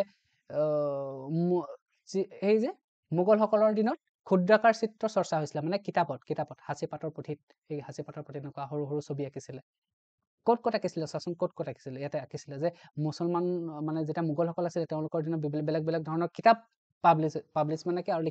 লিখা হৈছিলে বাদশ্বাহনামা জাহাংগীৰনামা তুতিনামা দাস্তান ই আমিৰ এইবিলাকত বিভিন্ন ধৰণৰ ছবি পোৱা যায় সৰু ছবি ক্ষুদ্ৰ চিত্ৰ কি পোৱা যায় ছবি সম্ৰাটসকলৰ ছবি মোগল সম্ৰাট আকবৰ বাবৰসকলৰ হয়নে তেওঁলোকৰ ছবি দৰবাৰ ৰাজ দৰবাৰ যুদ্ধ জয় কৰিলে চিকাৰ বাগিচা ফুল এইবিলাক জীৱ জন্তু সৰুকে অঁকা গৈছিলে সেই কিতাপবিলাকত মই কিতাপবিলাকৰ কথা কৈছো হা এয়া হৈছে সংগীত নৃত্য এই প্ৰশ্নবিলাক পৰীক্ষাত আহে যে নাট্য শাস্ত্ৰ কোনে লিখিছিলে ভৰতমুনিয়ে হয়নে নহয় কেতিয়া লিখা হৈছিল 200 খ্ৰীষ্টপূৰ্ব 200ৰ পৰা খ্ৰীষ্টাব্দ 200 শতিকাৰ ভিতৰত লিখা হৈছিলে হয়নে নহয় আৰু তাত কি আছে নো নাট্যশাস্ত্ৰত কি আছে নাটকৰ কথা আছে সংগীতৰ কথা আছে নৃত্যৰ কথা আছে হয়নে নহয় কেনেকে আছে শ্লোকত আছে এইবোৰ কথা আহে সেয়া দেখিলানে আকৌ এবাৰ চোৱা সংগীত বা নৃত্য কেতিয়াৰ পৰা ভাৰতবৰ্ষত মানে প্ৰচলন হৈছিলে খ্ৰীষ্টপূৰ্ব 200 শতিকাৰ পৰা খ্ৰীষ্টীয় 200 শতিকাৰ বহুত পুৰণা তেতিয়াৰ দিনতে হয়নে নহয় তেতিয়াৰ দিনতে চোৱা সংগীত নৃত্যৰ বিষয়ে চৰ্চা কৰা হৈছিল কিমান পুৰণা হয়নে নহয় এতিয়াতো আমি বেলি ডান্স শিকো চৰ্চাতো আমি ডান্স কৰিব শিকো নাই আৰু ইম্পৰ্টেণ্ট কথা যে মই যে ক'লো সংগীত নাট অকল সংগীত নাটেই নহয় ইয়াৰ লগত জড়িত থকা বিভিন্ন অংগসমূহ কি আৰে গান গাবলৈ বা নাচিবলৈ আমাক কেলে হেৰি নালাগিব নেকি বিভিন্ন ধৰণৰ বাদ্যযন্ত্ৰ নালাগিব নেকি ভাবা যেতিয়া গান আৰু নৃত্য চৰ্চা কৰা হৈছিল তাৰ লগে লগে কি হৈছিলে বাদ্যযন্ত্ৰবিলাকৰ সৃষ্টি হৈছিল কি বাঁহী পেঁপা চেহনাই তবলা নগৰা মৃদং খোল মুখতে নুফুটিছে দুটাৰ চাৰিন্দা চেতাৰ নুপুৰ এইবিলাক ধূপ এইবিলাক হয়নে নহয় চোৱা আমাৰ যেতিয়া শংকৰদেৱে প্ৰথমতে ভাওনা কৰিছিলে ভাওনা যেতিয়া লিখিছিলে ভাওনা শংকৰদেৱে তেতিয়া তেওঁ কি সৃষ্টি কৰিছিলে তেওঁ খোল আৱিষ্কাৰ কৰিছিলে বুজি পাইছা নাই খোল পাবা নৃত্য গীত যেতিয়া পুৰণা দিনৰ ভাৰতত হৈছিলে তেতিয়া সেই নৃত্য গীত ভালকে কৰিবলৈ হলে বাদ্যযন্ত্ৰ ব্যৱহাৰ হৈছিলে গতিকে নৃত্য গীতৰ সমানে সেই বাদ্যযন্ত্ৰবিলাকৰ সৃষ্টি হৈছিল বুজি পাইছা এতিয়া ভাৰতত বহুত ঠায়ে বহুত অজস্ৰ নৃত্য গীত আছে হয়নে অজস্ৰ নৃত্য গীত আছে হয়নে নহয় বিহু গীত চেৰাও নৃত্য ঢেৰ কিবা কিন্তু তাৰে 8 বিধ নৃত্যক ধ্ৰুপদী নৃত্য বুলি কোৱা হয় মানে পুৰণি বহুত পুৰণি 8 বিধ পৰীক্ষাত খুব আহি থাকে এবাৰ কি কথকলি ক'ত আছে মালায়ালম কেৰেলা ন পৰীক্ষাত আহে যে মই কথকলি কৰ কেৰেলা মোহিনীঅট্টম ক'ত কেৰেলা ভাৰতনাট্যম তামিলনাডু কুচিপুড়ি অন্ধ্ৰপ্ৰদেশ ওডিচি উৰিষ্যা কথক উত্তৰ ভাৰত সত্ৰীয়া অসমৰো এবিধ পুৰণা নৃত্য আছে পুৰণি ধ্ৰুপদী চোৱা সত্ৰীয়া শংকৰদেৱৰ দিনৰ পুৰণা দেখিছা মণিপুৰৰো আছে মণিপুৰী দেখিছানে এইবিলাক মনত ৰাখিব মই আকৌ কৈছো যে দেখিছা নাই যে গীতেই হওক নৃত্যই হওক সাহিত্যই হওক সংস্কৃতিয়ে হওক ধৰ্মই হওক এতিয়াৰ ফল নহয় পুৰণা দিনত বিভিন্ন সময়ত বিভিন্ন লোক আহি পিনি মিক্স আপ হৈছিলে সেই একেখিনি কথাই মই কৈছো নহয় বেলেগ বেলেগকে একেখিনি কথাই কোৱা হয় যোগবিদ্যাটো ভাৰতৰ লোকসকল কি আছিলে এক নম্বৰত আছিল আৰু গোটেই বিশ্বৰ ভিতৰত প্ৰথমতে যোগবিদ্যা ক'ত আৰম্ভ হৈছিল ভাৰতবৰ্ষতে আৰম্ভ হৈছিল আগৰ দিনত তোমালোকে যদি মহাভাৰত ৰামায়ণৰ যদি পঢ়া তাতে লিখিত আছে যে বেলেগ বেলেগ ধৰণৰ যোগ কৰিছিল কি হয় বৰ পাবৰ কাৰণে হয়নে নহয় দেৱতাৰ আশীষ পাবৰ কাৰণে বৰ পাবৰ কাৰণে বেলেগ বেলেগ ধৰণৰ কি কৰিছিলে যোগ কৰিছিলে হয়নে নহয় অসুৰবিলাকে যোগ কৰি পিনি দেৱতাৰ পৰা বৰ পাইছিলে তেতিয়াৰ পৰা আছিলে কিন্তু তাক লিখিত ৰূপত কোনে লিখিছিলে মহৰ্ষি পতঞ্জলীয়ে যোগসূত্ৰ নামৰ এখন কিতাপ লিখিছিলে যোগসূত্ৰ নামৰ কিতাপখনত মহৰ্ষি পতঞ্জলীয়ে এই যোগবিলাকক কেনেকে কৰিব লাগে এই যোগবিলাক কৰিলে কি হয় কি লাভ হয় হয়নে নহয় সেইবিলাক লিখি পিনি দিছিলে গতিকে ভাৰতবৰ্ষৰ হৈছে আমাৰ যোগবিদ্যা যে বিশ্ব আমাৰ পৃথিৱীত যোগৰ ইন্ট্ৰডাকচন কোনে কৰিছিলে মানে ব্যায়াম হয়নে নহয় কোনে কৰিছিল ভাৰতবৰ্ষই পৰীক্ষাত এটা আহি থাকে যে পতঞ্জলি যিখন কিতাপত অষ্টাংগ যোগৰ কথা কোৱা আছে মানে 8টা বেলেগ বেলেগ ব্যায়ামৰ কথা কৈছে কি যম নিয়ম আসন প্ৰণায়াম প্ৰত্যাহাৰ ধাৰণ ধ্যান ধাৰণা ধ্যান আৰু সমাধি হয়নে তো তোমালোকে জানাই 2015 চনত যেতিয়া 21 জুন তাৰিখটো আছিলে তেতিয়া 2015 চনৰ 21 জুন তাৰিখটো আমি কি হিচাপে পালন কি ৰাষ্ট্ৰসংঘই কি হিচাপে স্বীকৃতি দিছিলে আন্তঃৰাষ্ট্ৰীয় যোগ দিৱস হিচাপে মনত পৰিছে নে প্ৰধানমন্ত্ৰী নৰেন্দ্ৰ মোদীয়ে যে ইনগ্ৰেশ্যন কৰিছিলে দিল্লীত হয়নে তেওঁ যে ব্যায়াম কৰিছিলে একেলগে গোটেই ফটো ভাইৰেল হৈছিলে নহয় জানো সো পৰীক্ষাটো আহিব পাৰে ঠিক আছে মানে অষ্টাংগ নিয়ম কি আহিব পাৰে তাৰপিছত আন্তঃৰাষ্ট্ৰীয় যোগ দিৱস কোন তাৰিখে পালন কৰা হয় কেতিয়াৰ পৰা ষ্টাৰ্ট হৈছিল প্ৰথম সেইটো আহিব পাৰে তাৰপিছত মহৰ্ষি পতঞ্জলিৰ কিতাপখনৰ নাম আহিব পাৰে সেইবোৰ আহিব পৰীক্ষাত ইমান টান নাই আৰু এইবোৰ আহিব পাৰে মানে ধ্ৰুপদী নৃত্য 8বিধ কি সেইবোৰ আহিব আৰু বেলেগ নাই তাৰপিছত আহিলে উত্তৰ পূৰ্বাঞ্চল বুলিলে কি বুজো আমি উত্তৰ পূৰ্বাঞ্চল অসম আৰু ইয়াৰ আশে পাশে থকা এই 6খন হয়নে নহয় 6খন এতিয়াতো আৰু এখন আহিলে ছিকিমো হৈ গ'ল নহয় জানো টোটেল 8খন আগতে 7 ভনী আছিলে এতিয়া 8 কি হয় এবাৰ মাতি দিয়া আসাম অৰুণাচল প্ৰদেশ নাগালেণ্ড মণিপুৰ মিজোৰাম ত্ৰিপুৰা মেঘালয় ছিকিম আহিলে হয়নে নহয় এতিয়া 8খন আছে উত্তৰ পূৰ্বাঞ্চলত এই উত্তৰ পূৰ্বাঞ্চলৰ লোকসকলৰো বেলেগ বেলেগ কি হয় ধৰ্ম আছে সংস্কৃতি আছে আমি পঢ়িম ওৱান বাই ওৱান পঢ়িম সকলোৰে ওৱান বাই ওৱান অসমৰ কথাটো আৰু স্পেচিয়েলকে ধুনীয়াকে পঢ়িম দেই ঠিক আছে চোৱা এতিয়া প্ৰথম কথা উত্তৰ পূৰ্বাঞ্চলৰ সামাজিক হওক বা অৰ্থনৈতিক মানে উত্তৰ পূৰ্বাঞ্চলৰ লোকসকলৰ আপলিফমেন্টৰ কাৰণে বা উত্তৰ পূৰ্বাঞ্চলৰ লোকসকলৰ কি বুলি কয় শিক্ষাৰ কাৰণে সমাজৰ কাৰণে সমাজৰ উন্নতিৰ কাৰণে কি হয় এখন সুকীয়া পৰিষদ আছে সেই পৰিষদখনৰ নাম হ'ল কি নৰ্থ ইষ্ট কাউন্সিল বুজি পাইছে এই নৰ্থ ইষ্ট কাউন্সিলখনে মানে কি কৰে আমাৰ উত্তৰ পূৰ্বৰ লোকসকলৰ বাবে কি লাগে শিক্ষা ব্যৱস্থাত কি লাগে পইচা কিমান লাগে কি বেলেগ বেলেগ ধৰণৰ আমি কি বুলি কয় বেলেগ বেলেগ ধৰণৰ কেন্দ্ৰৰ যিবিলাক কি হয় মই নামটো পাহৰি গৈছো নহয় কেন্দ্ৰৰ যিবিলাক তোমাৰ ল আছে ল হওক তাৰপিছত বিভিন্ন ধৰণৰ পলিচি হওক কেনেকে আমি আমাৰ উত্তৰ পূৰ্বাঞ্চলৰ লোকসকলে লাভ কৰিব সেইবিলাক চোৱা চিতা কৰিবৰ বাবে এটা কাউন্সিল আছে নৰ্থ ইষ্ট কাউন্সিল তো এই কাউন্সিলখনত কিন্তু ছিকিমো আছে দেই 7 ভনীৰ লগতে প্লাছ ছিকিম মনত ৰাখিবা আৰু এটা কথা পৰীক্ষাত খুব আহে যে উত্তৰ পূৰ্বাঞ্চলৰ হেৰিটো কি চাৰিওফালে থকা বেলেগ বেলেগ দেশকেইখনৰ নাম কোৱা উত্তৰ পূৰ্বাঞ্চলৰ চাৰিওফালে থকা দেশকেইখনৰ নাম কোৱা পৰীক্ষাত খুব আহে মানে আৰু চাৰিসীমাৰ নাম আহে চাৰিসীমান মানে বেলেগ বেলেগ দেশৰ নাম আহে কি হয় ভূটান আছে চীন আছে ম্যানমাৰ আছে আৰু বাংলাদেশ আছে ঠিক আছে তো সেই আৰু উত্তৰ পূৰ্বাঞ্চলত মেইনলি একদম আগতে উত্তৰ পূৰ্বাঞ্চলৰ যেহেতু আমি তোমালোকে জানা যে উত্তৰ পূৰ্বাঞ্চলত বেছিকৈ ট্ৰাইবেল লোকসকল থাকে তেওঁলোকৰ নিজা সংস্কৃতি আছে সংস্কৃতি পুৰণা দিনৰ পৰাই আছে নহয় জানো জয়ন্তীয়া খাচী জয়ন্তীয়া গাৰো বড়ো ৰাভা মিচিং নামেই শেষ নহয় হয়নে নহয় অৰুণাচলততো বহুত আছে কিমান নাম ক'বা মেইটেই খামতি চুতীয়া ধেৰ আছে তো সকলোৰ বিষয়ে পঢ়িলে আজি শেষে নহ'ব হয়নে নহয় আমি তথাপিও ওৱান বাই ওৱান পঢ়িবলৈ চাওঁ যিসকল অৰুণাচলত কি হয় হিন্দু খ্ৰীষ্টিয়ান বা বৌদ্ধ এই সকলো ধৰণৰ এই তিনিটা ধৰ্মৰ মেইনলি লোক পোৱা যায় হিন্দু খ্ৰীষ্টিয়ান আৰু বৌদ্ধ খ্ৰীষ্টিয়ানৰ কথা তোমালোকে সুধিব পাৰে যে ছাৰ খ্ৰীষ্টিয়ান ধৰ্ম উত্তৰ পূৰ্বাঞ্চলত কেনেকৈ আহিল এতিয়া তোমালোকে যদি চোৱা উত্তৰ পূৰ্বাঞ্চলৰ গোটেই 7খন ৰাজ্যতে খ্ৰীষ্টিয়ান ধৰ্ম প্ৰভাৱ অলপ চলপ দেখিবলৈ পোৱা যায় কেনেকৈ যেতিয়া ইংৰাজসকল ভাৰতলৈ আহিছিলে ইংৰাজসকলে কি হৈছে তেওঁলোকে মিছনাৰীবিলাক ইংৰাজৰ লগত আহিছিলে না খ্ৰীষ্টিয়ান মিছনাৰীবিলাক মানে স্কুলবিলাক আৰু তেওঁলোকে কি হয় আমাৰ ইয়াতে বৌদ্ধ ধৰ্ম প্ৰচাৰ কৰিছিল ভুলকে ক'লো আকৌ এবাৰ কৈছো যেতিয়া খ্ৰীষ্টান মিছনাৰীসকল আহিছিলে এই খ্ৰীষ্টান মিছনাৰীসকলে আমাৰ নৰ্থ ইষ্টত আহি পিনি খ্ৰীষ্টান ধৰ্ম প্ৰচাৰ কৰিছিল বুজি পাইছানে খ্ৰীষ্টান ধৰ্ম প্ৰচাৰ কৰিছিল মই ভুল হৈ গৈছিল দেই অৰুণাচল প্ৰদেশত কি হয় হিন্দু খ্ৰীষ্টান বৌদ্ধ ধৰ্ম তাৰপিছত ধৰ্মৰ লোক আছিল তাত আকৌ এবিধ মানে তেওঁলোকে অৰুণাচলৰ লোকসকলে এজন দেৱতাক পূজা কৰে দেৱতা মানে উৎসৱ পালন কৰে দনি পলো বুলি কয়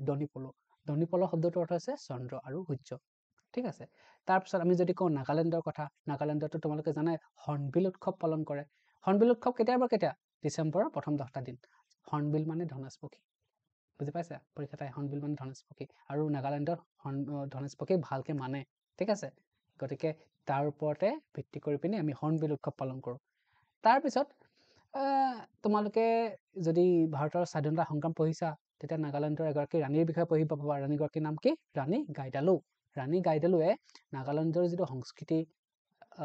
বা ধৰ্মৰ সংৰক্ষণৰ বাবে এটা আন্দোলন সৃষ্টি কৰিছিল আন্দোলন গঢ়ি তুলিছিল সেই আন্দোলনটোৰ নাম কি হেৰাকা আন্দোলন ঠিক আছে তাৰপিছত মণিপুৰৰ যদি কথা কওঁ মণিপুৰতো মেইটেই লোকসকল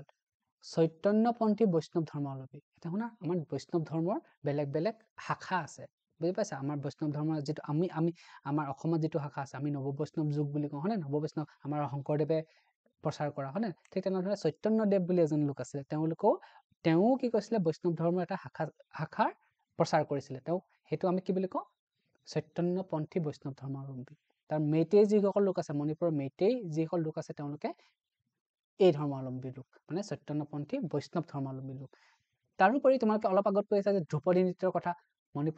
মণিপুৰৰ যিটো মণিপুৰী নৃত্য সেইটো ধ্ৰুপদী নৃত্য 8বিধ নৃত্যৰ ভিতৰত এবিধ হয় নে নহয় মেঘালয় মানে কি মেঘৰ আলয় মেঘৰ ঘৰ হয়নে মেঘালয়ত 3 ধৰণৰ নৰ্মেলি তোমাৰ কি হয় ট্ৰাইব থাকে গাৰো খাচী জয়ন্তীয়া গাৰো পাহাৰ খাচী পাহাৰ জয়ন্তীয়া পাহাৰ এইসকল লোক থাকে আৰু তাতে মেঘালয়ৰ যদি আমি ধৰ্মৰ কথা ক'বলৈ চাওঁ তাৰ 70%তকৈ বেছি লোক খ্ৰীষ্টান ধৰ্মাৱলম্বী আৰু মেঘালয়ৰ তোমাৰ যিটো সমাজখন মাতৃপ্ৰধান ঠিক আছে মিজোৰাম শব্দ অৰ্থ হৈছে পাহাৰৰ বাসিন্দা পৰীক্ষাত আহে তাৰপিছত মিজোৰামত তোমাৰ চপচৰ কুট বুলি এবিধ উৎসৱ পালন কৰা হয় চপচৰ কুট মনত ৰাখিবা তাৰপিছত মিজোৰামৰ এবিধ নৃত্য একদম ৱৰ্ল্ড ফেমাছ বহুত ফেমাছ সেই নৃত্যবিধৰ নাম কি চেৰাও নৃত্য ঠিক আছে চেৰাও নৃত্য এইখিনি কথা মই ইমানখিনি যে ক'লো ইমান ধুনীয়াকে যে ক'লো কথাবিলাক এই PDF বিলাকতে আছে এইবিলাক তোমালোকে ইমান নপঢ়িলেও হ'ব মই ধুনীয়াকে কৈ দিলো চোৱা উপনিৱেশিক শাসন কালচোৱাত উত্তৰ পূৰ্বাঞ্চলৰ আটাইকেইখন ৰাজ্যতে কি হয় চোৱা খ্ৰীষ্টান ধৰ্মৰ প্ৰচাৰণ চলাই দেখিছা মই কৈ আছো অথনিৰ পৰা দনিপল মানে কি চন্দ্ৰ সূৰ্য মই কৈ আছো মুখেৰে মই ধুনীয়াকে শ্বৰ্টকে লিখি দিলো এইবিলাক আকৌ ইয়াতে লিখিছে চোৱা কি বুলি কয় নাগালেণ্ডৰ চৰকাৰে ডিচেম্বৰ মাহৰ প্ৰথম 10টা দিনত কি উদযাপন কৰে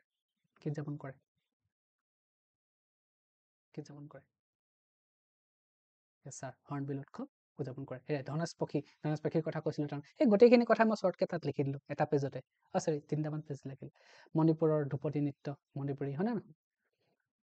হা চোৱা মেঘালয়ৰ কথা ক'লো গাৰো খাচী জয়ন্তীয়াৰ কথা ক'লো তাত যে 70% যে খ্ৰীষ্টিয়ান সেইটো কথাও ক'লো হয় নে 70তকৈ অধিক শতাংশ খ্ৰীষ্টিয়ান লোক হেৰিৰ কথা ক'লো মিজোৰামৰ কথা ক'লো মিজোৰাম মানে কি পাহাৰৰ বাসিন্দা চপচৰ কুট উৎসৱ পালন কৰা হয় আৰু এবিধ চেৰাও নৃত্যটো আকৌ ইয়াত নাই এইডোখৰত নাই তোমালোকৰ কিতাপখনতে এনেকে ছবি এটা আছে কিতাপখনতে এনেকে চেৰাও নৃত্যৰ পিকচাৰ এটা আছে তাতে লিখিত আছে মিজোৰামৰ চেৰাও নৃত্য পৰীক্ষাত আহে সেইকাৰণে দি দিলো কিতাপতে আছে দেই ইয়াতে নাই এই কিতাপৰ ছবিখনত আছে তাৰপিছত চাবা এতিয়া আমি অসমৰ কথা পাওঁ সকলোৰে কথা পঢ়িলো অসমৰ কথা পাওঁ অসমৰ কথা হ'ল অসমৰ যিসকল লোকসকল কেনেকে আছিলে শুনা আগতে কি হ'ল চীন দেশৰ পৰা ৰোমান সাম্ৰাজ্যলৈ এটা ৰেচমী পথ আছিলে ৰেচমী মানে ৰেচমৰ কাপোৰ ৰেচম বুজি পোৱা নহয় এক্সপৰ্ট কৰিছিলে চীনৰ পৰা ৰোমানলৈ ৰেচম পঠাইছিলে কাপোৰ ঠিক আছে তো এটা ৰাস্তা আছিলে চীন দেশৰ পৰা ৰোমানলৈ বুজি পাইছে এতিয়া কি হয় তাৰে এটা ৰাস্তা আমাৰ অসমৰ মাজেদি গৈছিলে এতিয়া যেতিয়া মানুহবিলাক যায় অসমৰ মাজেদি যায় তাতে কেইটা মানুহবিলাক থাকি যায় কেতিয়াবা ইয়াৰ মানুহৰ লগত ঘুল মিল যায় মানুহবিলাক থাকি যায় ইয়াতে ভাল পাই থাকি পিনি হয় নে তেনেকে মানুহ আহিছিলে তাৰপিছত সেই একেই আগৰ কথাই বিভিন্ন ধৰণৰ বিভিন্ন সময়ত বিভিন্ন লোকসকল বিভিন্ন কাৰণত হয় নে নহয় লিখি থৈছে আক্ৰমণকাৰী হিচাপে কেতিয়াবা আহিলে হয় নে নহয় কেলে মোগলসকল আহিছিলে নহয় হয় নহয় তাৰপিছত আজান পীৰ আহিছিলে হয় নহয় ব্যৱসায় বাণিজ্য কৰিবলৈ আহিলে তীৰ্থ ভ্ৰমণৰ কাৰণে আহিলে কেতিয়াবা মানুহবিলাক থাকি যায় মানুহবিলাক থাকি পিনে অসমত এতিয়া কি হয় আমি সকলো এতিয়া অসমীয়া নহয় জানো দেখিছে যে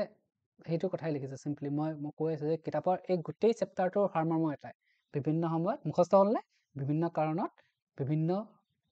দেশৰ পৰা বিভিন্ন লোকসকল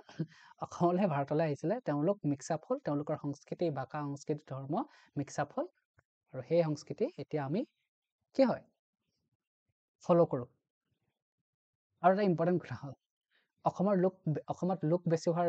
ৰিজনটো কি জানো ভাৰতবৰ্ষ এটা তোমালোকক মই এটা ইণ্টাৰেষ্টিং কথা কৈ দিওঁ তোমালোকৰ ইয়াত নাই মই অলপ কৈ দিছোঁ ছাৰ আপুনি বাৰে বাৰে ভাৰতৰ মেপখন বেয়াকৈ আঁকি নিদিব ঠিক আছে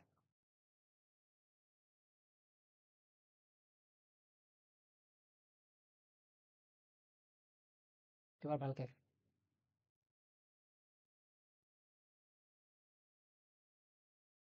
ভালকৈ দিম দেই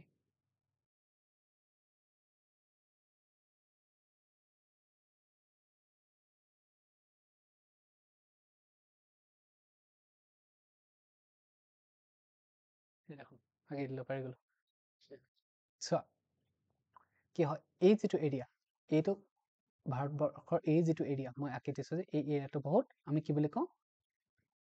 সাৰুৱা এৰিয়া বুলি কওঁ কেলে গম পোৱা নে এইটো গাঙ্গেয় উপত্যকা অলপ কৈছে যে গংগা নদী এনেকৈ গৈ পিনি এনেকৈ বংগোপসাগৰ পৰিছে ঠিক তেনেধৰণে এইফালেদি আহি পিনি ব্ৰহ্মপুত্ৰ আহি পিনি বংগোপসাগৰ পৰিছে এই যিটো এৰিয়া ফাৰ্টাইল ইয়াতে মানে খেতি বাতি বেছিকৈ হয় আৰু তোমালোকে জানাই য'ত খেতি বাতি বেছিকৈ হয় তাতে কি হয় মানুহ বেছিকৈ হয় বুজি পাইছানে য'ত খেতি বাতি বেছিকৈ হয় তাতে মানুহ বেছিকৈ হয় কেলে যেতিয়া তোমাৰ ওচৰত এখন নদী থাকে নদীত কি হয় নদীত চলাচল কৰিবলৈ সুবিধা হয় নে নহয় জাহাজৰ থ্ৰুৱেদি হওক নাৱৰ থ্ৰুৱেদি হওক বেপাৰ বাণিজ্য কৰিবলৈ সুবিধা হয় নে নহয় নদীৰ কাষৰ মাটি সাৰুৱা মাটিত খেতি ভাল হয় নে নহয় খেতি ভাল হ'লে তাত মানুহ বেছিকৈ থাকিব বুজি পাইছানে নাই পোৱা তাত শস্য ভাল হয়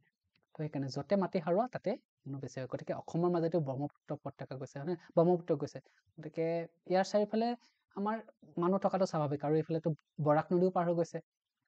দেখিছানে গতিকে অসমত মানুহ বেছি হোৱাটো স্বাভাৱিক বুজি পাইছা वही बात है अभी এতিয়া অসমৰ পুৰণা নামটোতো তোমালোকে জানা প্ৰাগজ্যোতিক আৰু কামৰূপ আছিলে এই প্ৰাগজ্যোতিক আৰু কামৰূপ নামটো ক'ত পোৱা যায় মানে আমি কেনেকৈ গম পালো যে অসমৰ পুৰণা নামটো প্ৰাগজ্যোতিক বা কামৰূপ আছিল গম পালো যে মহাভাৰত হওক ৰামায়ণ হওক বিষ্ণু পুৰাণ কালিকা পুৰাণ যোগিনী তন্ত্ৰ most importantly হিউৱেন চাঙৰ এখন কিতাপ আছিলে কি আছিলে টোকা এটা লিখি থৈ গৈছিলে CUK সেই কিতাপবিলাকত এই প্ৰাগজ্যোতিক আৰু কামৰূপ নামটো আমি পাওঁ ঠিক আছে তাৰপিছত অসমৰ বৰ্তমান যিটো নাম অসম হয় না অভিয়াছলি অসমটো বহুত লোকে কয় যে অসমৰ নামটো আহোমসকলে আসাম বুলি কৈছিলে তাৰ পৰা আহিলে ভাঙি শব্দটো হয় নে নহয় তাৰপিছত বড়ো লোকসকলে আচুম বুলি কৈছিলে তাৰ পৰাও অসম নামটো উৎপত্তি হ'ল বুলি কয় তো এইটোৱে আকৌ এবাৰ কৈ দিছোঁ প্ৰাগজ্যোতিক কামৰূপ নামটো ক'ত পোৱা যায় মহাভাৰত ৰামায়ণ কালিকা পুৰাণ বিষ্ণু পুৰাণ হিউৱেন চাঙৰ টোকা চিউকি হয় নে নহয় তাত পোৱা যায় কিন্তু অসম নামটো কেনেকৈ আহিল বুলি বহুতে মত পোষণ কৰে অসম মানে কি অসমান হয় নে নহয় আহোমসকলে আসাম বুলি কৈছিল বুলি ভাবে আৰু বড়োসকলে হাচুম বুলি কৈছিল তাৰ পৰা অসমৰ নামটো উৎপত্তি হ'ল তাৰপিছত বৰ্তমান যিটো এতিয়া অসমীয়াৰ সাহিত্য বৰ্তমান যিটো অসমীয়া ভাষা আমি কওঁ হয়নে নহয় সেইটো আমি ক'ৰ পৰা আহিছে অভিয়াছলি বৰ্মন বংশৰ দিনৰ পৰাই তোমালোকে বৰ্মন বংশৰ নাম শুনিছা নহয় বৰ্মন বংশ শালস্তম্ভ বংশ পাল বংশ হয়নে নহয় তাৰ পৰাই এই অসমীয়া ভাষাৰ উৎপত্তি হৈছিল মডাৰ্ণ আছামিজ ভাষাটো বাৰু এতিয়া নহয় যিটো আমি এতিয়া মই কৈ আছো সেইটো ভাষা এতিয়া উৎপত্তি হোৱা নাই সেইটো কালক্ৰমত সলনি হৈ আহিছে কিন্তু লাহে লাহে একদম প্ৰথমতে ক'ৰ পৰা উৎপত্তি হৈছিল বৰ্মন বংশ কেনেকৈ হৈছিল প্ৰথমতে সংস্কৃত ভাষা কোৱা হৈছিলে সংস্কৃত ভাষা আৰু মৈথালী ভাষা লগ লাগি বজাৱলী ভাষা হ'ল বজাৱলী ভাষাৰ অপভ্ৰংশ হৈ অসমীয়া ভাষা এনেকৈ সৃষ্টি হৈ গ'ল বুজি পাইছানে মই কৈছিলোঁ পুৰণা বস্তুবিলাক লগ লাগি হয় নে আধুনিক অসমীয়া ভাষা যিটো আমি কওঁ এইটো ক'ৰ পৰা আৰম্ভ হৈছিল অৰুণোদয় কিতাপৰ অৰুণোদয় আলোচনীৰ পৰা কিতাপ মানে অৰুণোদয় আলোচনীৰ পৰা আধুনিক অসমীয়া ভাষাটো আৰম্ভ হৈছিল একদম একদম প্ৰথমতে যদি মোক সোধা ছাৰ বোলে অসমীয়া ভাষা প্ৰথম উদাহৰণ ক'ত পোৱা যায়, একদম প্ৰথমতে ক'ত পোৱা যায়, মই তেতিয়া ক'ম যে চৰ্যাপদত পোৱা যায়। চৰ্যাপদ। এতিয়া চৰ্যাপদ মানে কিনো? শুনা, চৰ্যাপদ মানে আমাৰ বৌদ্ধ ধৰ্মৰ প্ৰচাৰৰ বাবে কিছুমান গীত লিখা হৈছিল, বুজি পাইছানে? বৌদ্ধ ধৰ্মৰ প্ৰচাৰৰ বাবে কিছুমান গীত লিখা হৈছিল, এই গীতবিলাকক চৰ্যাপদ বুলি কওঁ। এই চৰ্যাপদ বিলাকতেই প্ৰথমতে অসমীয়া ভাষাৰ অলপ কি পোৱা যায়, ইনফ্লুৱেঞ্চ পোৱা যায়। তাৰপিছত হেম সৰস্বতী হওক, ৰুদ্ৰকণ্ডলী হওক, হৰিহৰ বিপ্ৰ, কবিৰত্ন সৰস্বতী, মাধৱ কণ্ডলী, এইবিলাকে বিভিন্ন ধৰণৰ ধাৰ্মিক গ্ৰন্থ লিখিছিলে। পুৰাণ, বুজি পাইছা? তেনেকে হিন্দু মহাকাব্য মহাভাৰত ৰামায়ণ অসমীয়াত লিখিছিলে কোনোবা এজনে, পুৰাণ লিখিছিলে, বুজি পাইছা? সেইবিলাকৰ কাহিনীৰ পৰা সৰু সৰু ভাওনা লিখিছিলে, হয় নাই? লৱকুশৰ শুদ্ধ যুদ্ধ, হৰিহৰৰ যুদ্ধ, এনেকুৱা ধৰণৰ কিতাপ লিখিছিলে। এই কিতাপবিলাকতে লাহে লাহে অসমীয়া ভাষাৰ বিকাশ হ'বলৈ আৰম্ভ কৰিছিলে। আটাইতকৈ ইম্পৰ্টেণ্ট মাধৱ কণ্ডলীৰ কথা কোৱা হয়। মাধৱ কণ্ডলীৰ বিষয়ে পৰীক্ষাত খুব আহে। কিয় আহে? মাধৱ কণ্ডলীয়ে আমাৰ উত্তৰ ভাৰতৰ ভাষাসমূহৰ ভিতৰত প্ৰথমতে সপ্তকাণ্ড ৰামায়ণ অসমীয়াত অনুবাদ কৰিছিলে, বুজি পাইছা? যিখন বাল্মীকিয়ে ৰামায়ণ ৰচনা কৰিছিলে, সেই বাল্মীকিয়ে লিখা ৰামায়ণখন অসমীয়া ভাষাত পোনপ্ৰথমবাৰৰ বাবে কোনে কি বুলি কয় অনুবাদ কৰিছিল? অনুবাদ কৰি লিখিছিল মাধৱ কণ্ডলীয়ে। আৰু এটা পৰীক্ষাত প্ৰশ্ন হয় যে মাধৱ কণ্ডলীয়ে কোন ৰজাৰ আণ্ডাৰত আছিল? কোন ৰজাই মানে মাধৱ কণ্ডলীক পৃষ্ঠপোষকতা প্ৰদান কৰিছিল? কোনে? পৰাহী ৰজা মহামাণিক্যই। পৰীক্ষাতে আহি থাকে। তাৰপিছত অভিয়াছলি এওঁলোকৰ ফেজটোৰ পিছত, হয় নহয়, চৰ্যাপদ, হৰিহৰ বিপ্ৰ, কবিৰত্ন সৰস্বতী, মাধৱ কণ্ডলীৰ পিছত অভিয়াছলি আমিতো ক'বই লাগিব শংকৰদেৱ মাধৱদেৱৰ কথা। তেওঁলোকতো নহ'লে নহ'ব ন। শংকৰদেৱ মাধৱদেৱৰ কাব্য, গীত, নাচ, চৰিত পুথি, গদ্য, তোমালোকেতো শংকৰদেৱ মাধৱদেৱৰ বিষয়ে সকলোৱে জানাই, হয়নে নহয়? কি শংকৰদেৱৰ জীৱনৰ কীৰ্তিস্তম্ভ কি? কীৰ্তন ঘোষা, মাধৱদেৱৰ নাম ঘোষা, তাৰপিছত শংকৰদেৱৰ নাট, হয়নে নহয়? শংকৰদেৱৰ নাটবিলাক কি হয়? মই শ্বৰ্ট ফৰ্মত পকাকে ৰূপাৰা বুলি কওঁ, মানে পত্নীপ্ৰসাদ, কালী দমন, কেলিগোপাল, ৰুক্মিণী হৰণ, পাৰিজাত হৰণ, ৰাম বিজয়, এইবিলাক তেওঁৰ নাট লিখিছিলে। মাধৱদেৱৰ চোৰধৰা, পিম্পৰা গুচোৱা, হয়নে নহয়? ইম্পৰ্টেণ্ট কথা যে শংকৰদেৱে যেতিয়া নাট লিখিছিলে প্ৰথম চিহ্নযাত্ৰা, তেতিয়া শেক্সপিয়াৰে কিতাপ লিখাই নাছিল।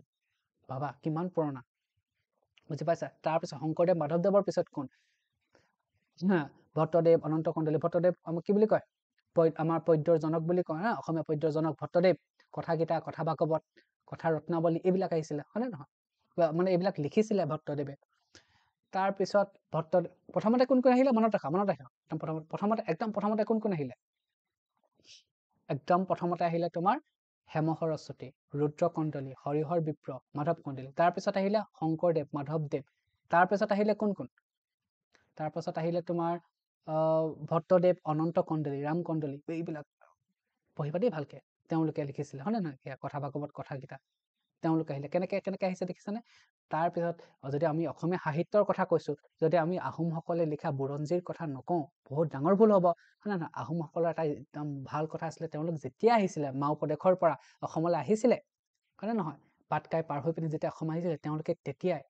বুৰঞ্জী লিখিবলৈ মানুহ লৈ আনিছিলে, বুৰঞ্জী লিখিবলৈ আহোমসকলে। আৰু আহোমসকলৰ দিনৰ পৰাই আমি আটাইতকৈ ভালকৈ আমাৰ লিখিত ভাষাত অসমৰ ৰাজনীতি, অসমৰ সাহিত্য, অসমৰ ধৰ্ম, এই সকলো কথা আমি বুৰঞ্জীবিলাক পঢ়ি পিনি বৰ ধুনীয়াকে গম পাব পাৰো। বুৰঞ্জীবিলাক কেনেকুৱা উদাহৰণ? দেওধাই বুৰঞ্জী, তুংখুঙীয়া বুৰঞ্জী, কছাৰী বুৰঞ্জী। মানে যেতিয়া আহোমসকলে বুৰঞ্জী লিখিলে, তেওঁলোকক দেখি পিনি বাকীৰ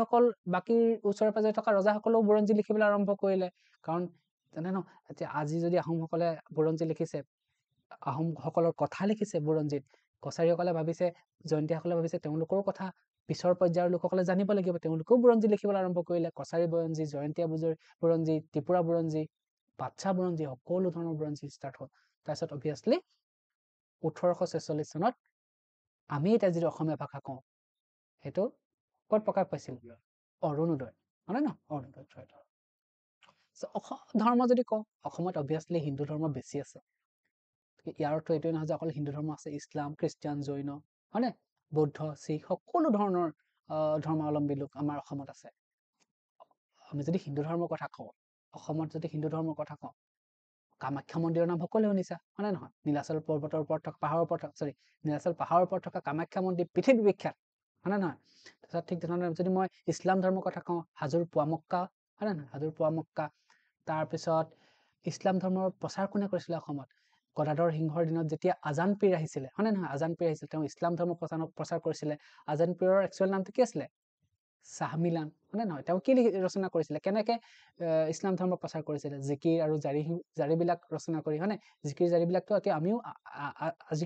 আজিকালিও আমি শুনিবলৈ পাওঁ হয়নে নহয় ঠিক তেনেধৰণে অকল হিন্দু ধৰ্ম বা ইছলাম ধৰ্মই নহয় এইবিলাক বৌদ্ধ ধৰ্মৰ লোকো আছে হয়নে নহয় বৌদ্ধ ধৰ্মৰ লোকো আছে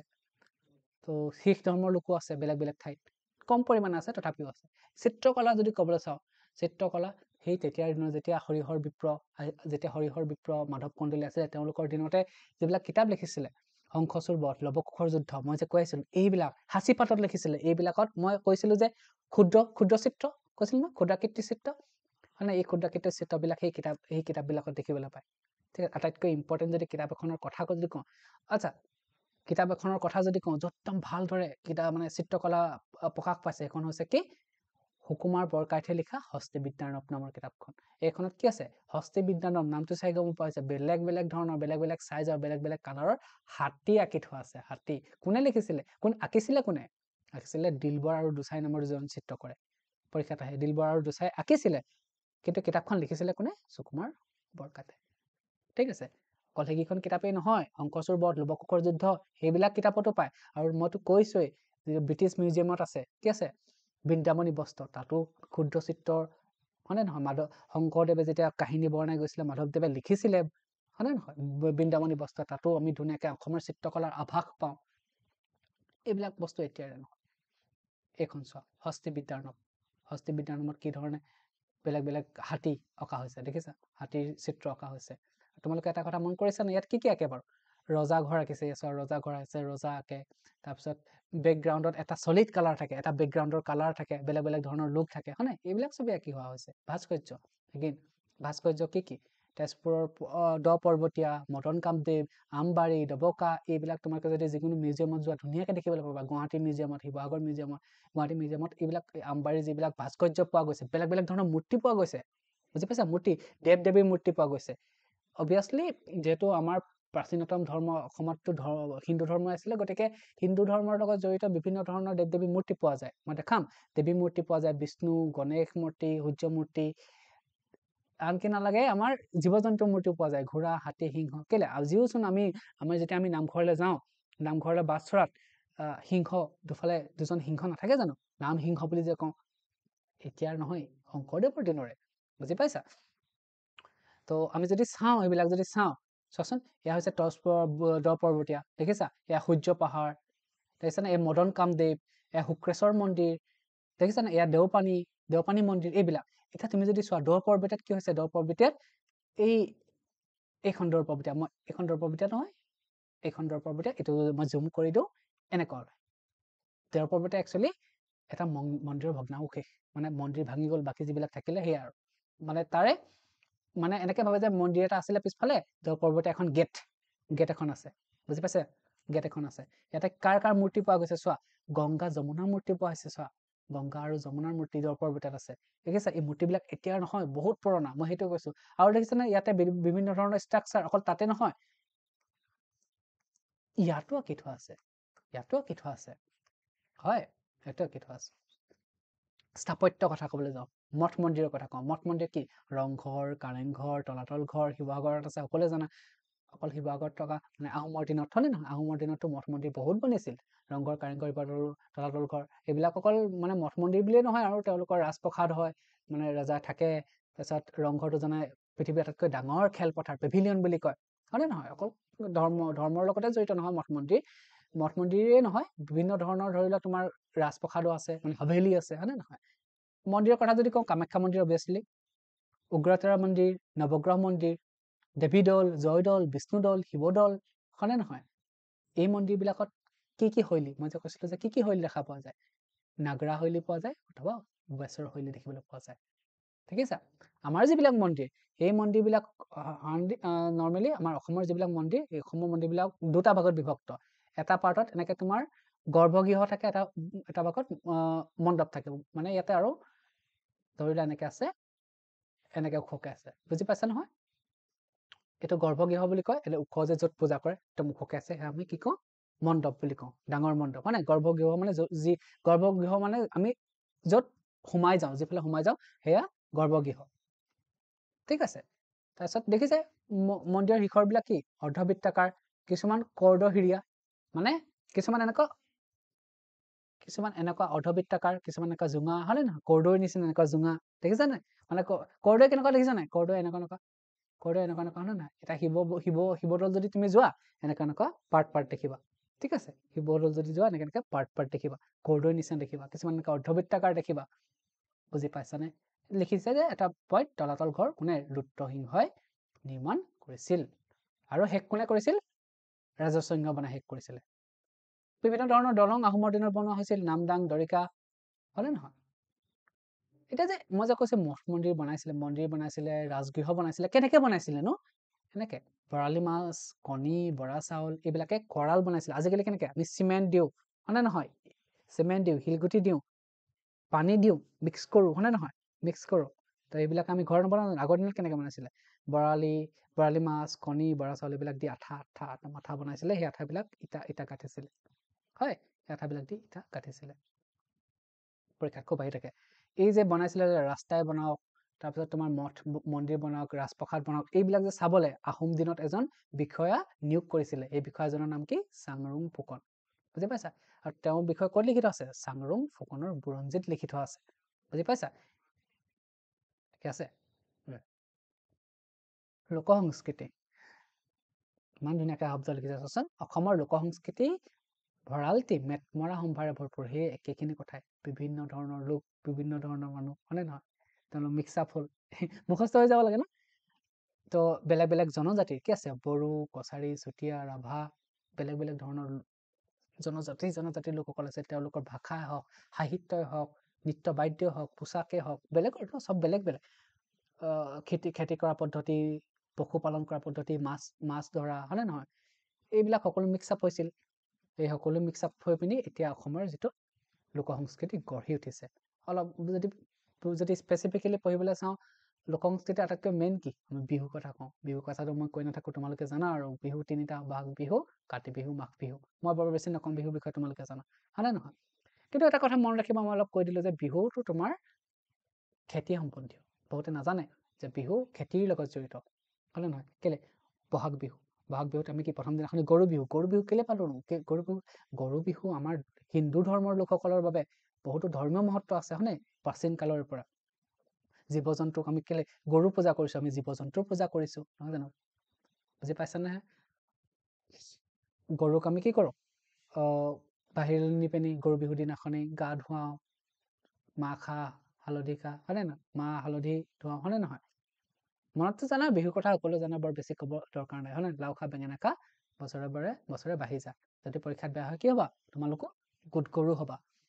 ধেমালি কৰিছোঁ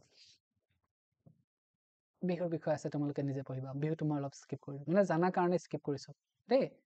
বিহু যে অকল আমাৰ ধৰি লোৱা অকল হিন্দু ধৰ্মাৱলম্বী লোকসকলে পাতে তেনেকুৱা নহয় বড়ো ৰাভা কাৰ্বি মিচিং সকলোৱে বিহু পাতে তেওঁলোকৰ নিজৰ ষ্টাইলত পাতে ঠিক আছে নিজৰ ষ্টাইলত পাতে সকলোৱে বিহু পাতে বেলেগ বেলেগ ষ্টাইলত পাতে তাৰপিছত আহিলে বিহুৰ কথাটো মইনো কি ক'ম বিহু প্ৰথমতে ক'ত আৰম্ভ হৈছিলনো মানে বিহুটো বহুত পুৰণাত আছিলে কিন্তু প্ৰদৰ্শনীমূলকভাৱে প্ৰথমতে ৰুদ্ৰসিংহই ক'ত ৰংঘৰৰ বাকৰিত বিহু নৃত্য আৰম্ভ কৰিছিল হয়নে নহয় অবভিয়াছলি মই যে কৈছোঁ গীত নৃত্য যদি থাকে তাৰ লগত বাদ্যযন্ত্ৰও জড়িত হৈ থাকিব বিহুৰ লগত ঢোল তাল বাঁহী পেঁপা গগনা সেইবিলাক হয়নে নহয় চ' বিহুটো মই স্কিপ কৰি দিলোঁ ধৰিলোঁ তাৰপিছত হ'ল লোকসংগীত বুলিলে কি ধৰণৰ লোকসংগীত আমাৰ অসমত আছে নিচুকনি গীত হয় নাই আমাৰ কেঁচুৱা হ'বলৈ আমি গাওঁ হয়নে নহয় আমাৰ মইনা শুবই বিয়া নাম আই নাম ধাই নাম কামৰূপী লোকগীত গোৱালপাৰীয়া লোকগীত টোকাৰী গীত দিহা নাম নাঙেলী নাম হয়নে গৰখীয়া গীত চেৰা ঢেক ঢেৰ নাম আছে তাৰে ভিতৰত আটাইতকৈ বেছিকৈ আমি কিহৰ বিষয়ে জানো বিয়া নাম হয়নে নহয় বিয়া ফ্ৰীকৈ বিয়া খাবলৈ মজাই বেলেগ ন মনে নামতা বিয়া খাবলৈ কামৰূপী লোকগীত গোৱালপাৰীয়া লোকগীত আছে গোৱালপাৰীয়া লোকগীত যদি কওঁ কামৰূপী লোকগীত আৰু গোৱালপাৰীয়া লোকগীত বিশেষকৈ নামনি অসমৰ ফালে বেছি প্ৰচলন হয়নে নহয় কামৰূপ হওক নলবাৰী হওক দৰং হওক সেইফালে কামৰূপী লোকগীত বা গোৱালপাৰীয়া লোকগীত বেছি প্ৰচলন যদি মই অকল গোৱালপাৰীয়া লোকগীতৰ কথা কওঁ তাতে কি হয় তাতে স্থানীয় লোকসকলৰ কথা কয় হয়নে নহয় বা গোৱালপাৰা লোকগীত বহুত ইম্পৰ্টেণ্ট হাতী ধৰা হাতী কেনেকে ধৰিব লাগে তাৰপিছত হাতী কেনেকে পোহ মনাব লাগে এইবিলাকৰ কথা কয় বুজি পাইছা হাতী কেনেকে ধৰিব লাগে হাতী কেনেধৰণে পোহ মনাব লাগে এইবিলাকৰ কথা গোৱালপাৰীয়া লোকগীতৰ মাজেদি প্ৰকাশ কৰে তোমালোকেতো জানাই গোৱালপাৰীয়া লোকগীতৰ কি হয় আটাইতকৈ ফেমাছ এগৰাকী লোকৰ কথা কোৱাচোন মানে গোৱালপাৰীয়া লোকগীত চৰ্চা কৰা এগৰাকী ব্যক্তিৰ নাম কোৱাচোন কোন প্ৰতিমা পাণ্ডে বৰুৱা হয়নে নহয় পদ্মশ্ৰী সন্মান পাইছিলে সেইবিলাকে লিখি থোৱা আছে আৰু বেলেগ বেলেগ লোকগীত চৰ্চা কৰি পিনে কোনে কোনে পাইছে খগেন মহন্ত ৰামেশ্বৰ পাঠক তেওঁলোকেও পাইছে হয়নে নহয় কিন্তু গোৱালপাৰীয়া লোকগীত চৰ্চাৰ বাবে কোনে পাইছিলে প্ৰতিমা পাণ্ডে বৰুৱা পৰীক্ষাত আহিব পাৰে মানে গোৱালপাৰীয়া লোকগীতত কি বস্তু প্ৰকাশ পায় কি বস্তু প্ৰকাশ পায় স্থানীয় কিংবদন্তি মানে ওচৰে পাজৰে থকা যিবিলাক ঘটি আছে সেই ঘটনাবিলাক প্ৰকাশ পায় হাতী কেনেকে ধৰিব লাগে হাতী কেনেকে ধৰি পিনে পুহিব পাৰি সেইবিলাকৰ কথা থাকে হয়নে লোকগীতেই নহয় আমাৰ লোক নৃত্য প্ৰচলিত হৈছে নহয় লোকনৃত্য কি ওজাপালি ওজাপালিৰ কথাটো আমি ক'বই লাগিব তাৰপিছত ওজাপালি আৰু বেলেগ বেলেগ ধৰণৰ নৃত্য আছে দেওধনী নৃত্য বৰঢুলীয়া নৃত্য ঢেপাঢুপীয়া এইবোৰ পৰীক্ষাত আহে দেই মানে দৰং জিলাত প্ৰচলিত লোকনৃত্য কি ঢেপাঢুপীয়া সৰি ভুল হৈছে ঢেপাঢুলীয়া বৰঢুলীয়া দেওধনী নৃত্য এইবিলাক হয়নে নহয় দৰং জিলাত প্ৰচলিত পৰীক্ষাতটো ওজাপালিৰ বিষয়ে আহিব পাৰে হয়নে নহয় ওজাপালি দুটা ভাগত ভাগ কৰিছে ব্যাসৰ ওজা আৰু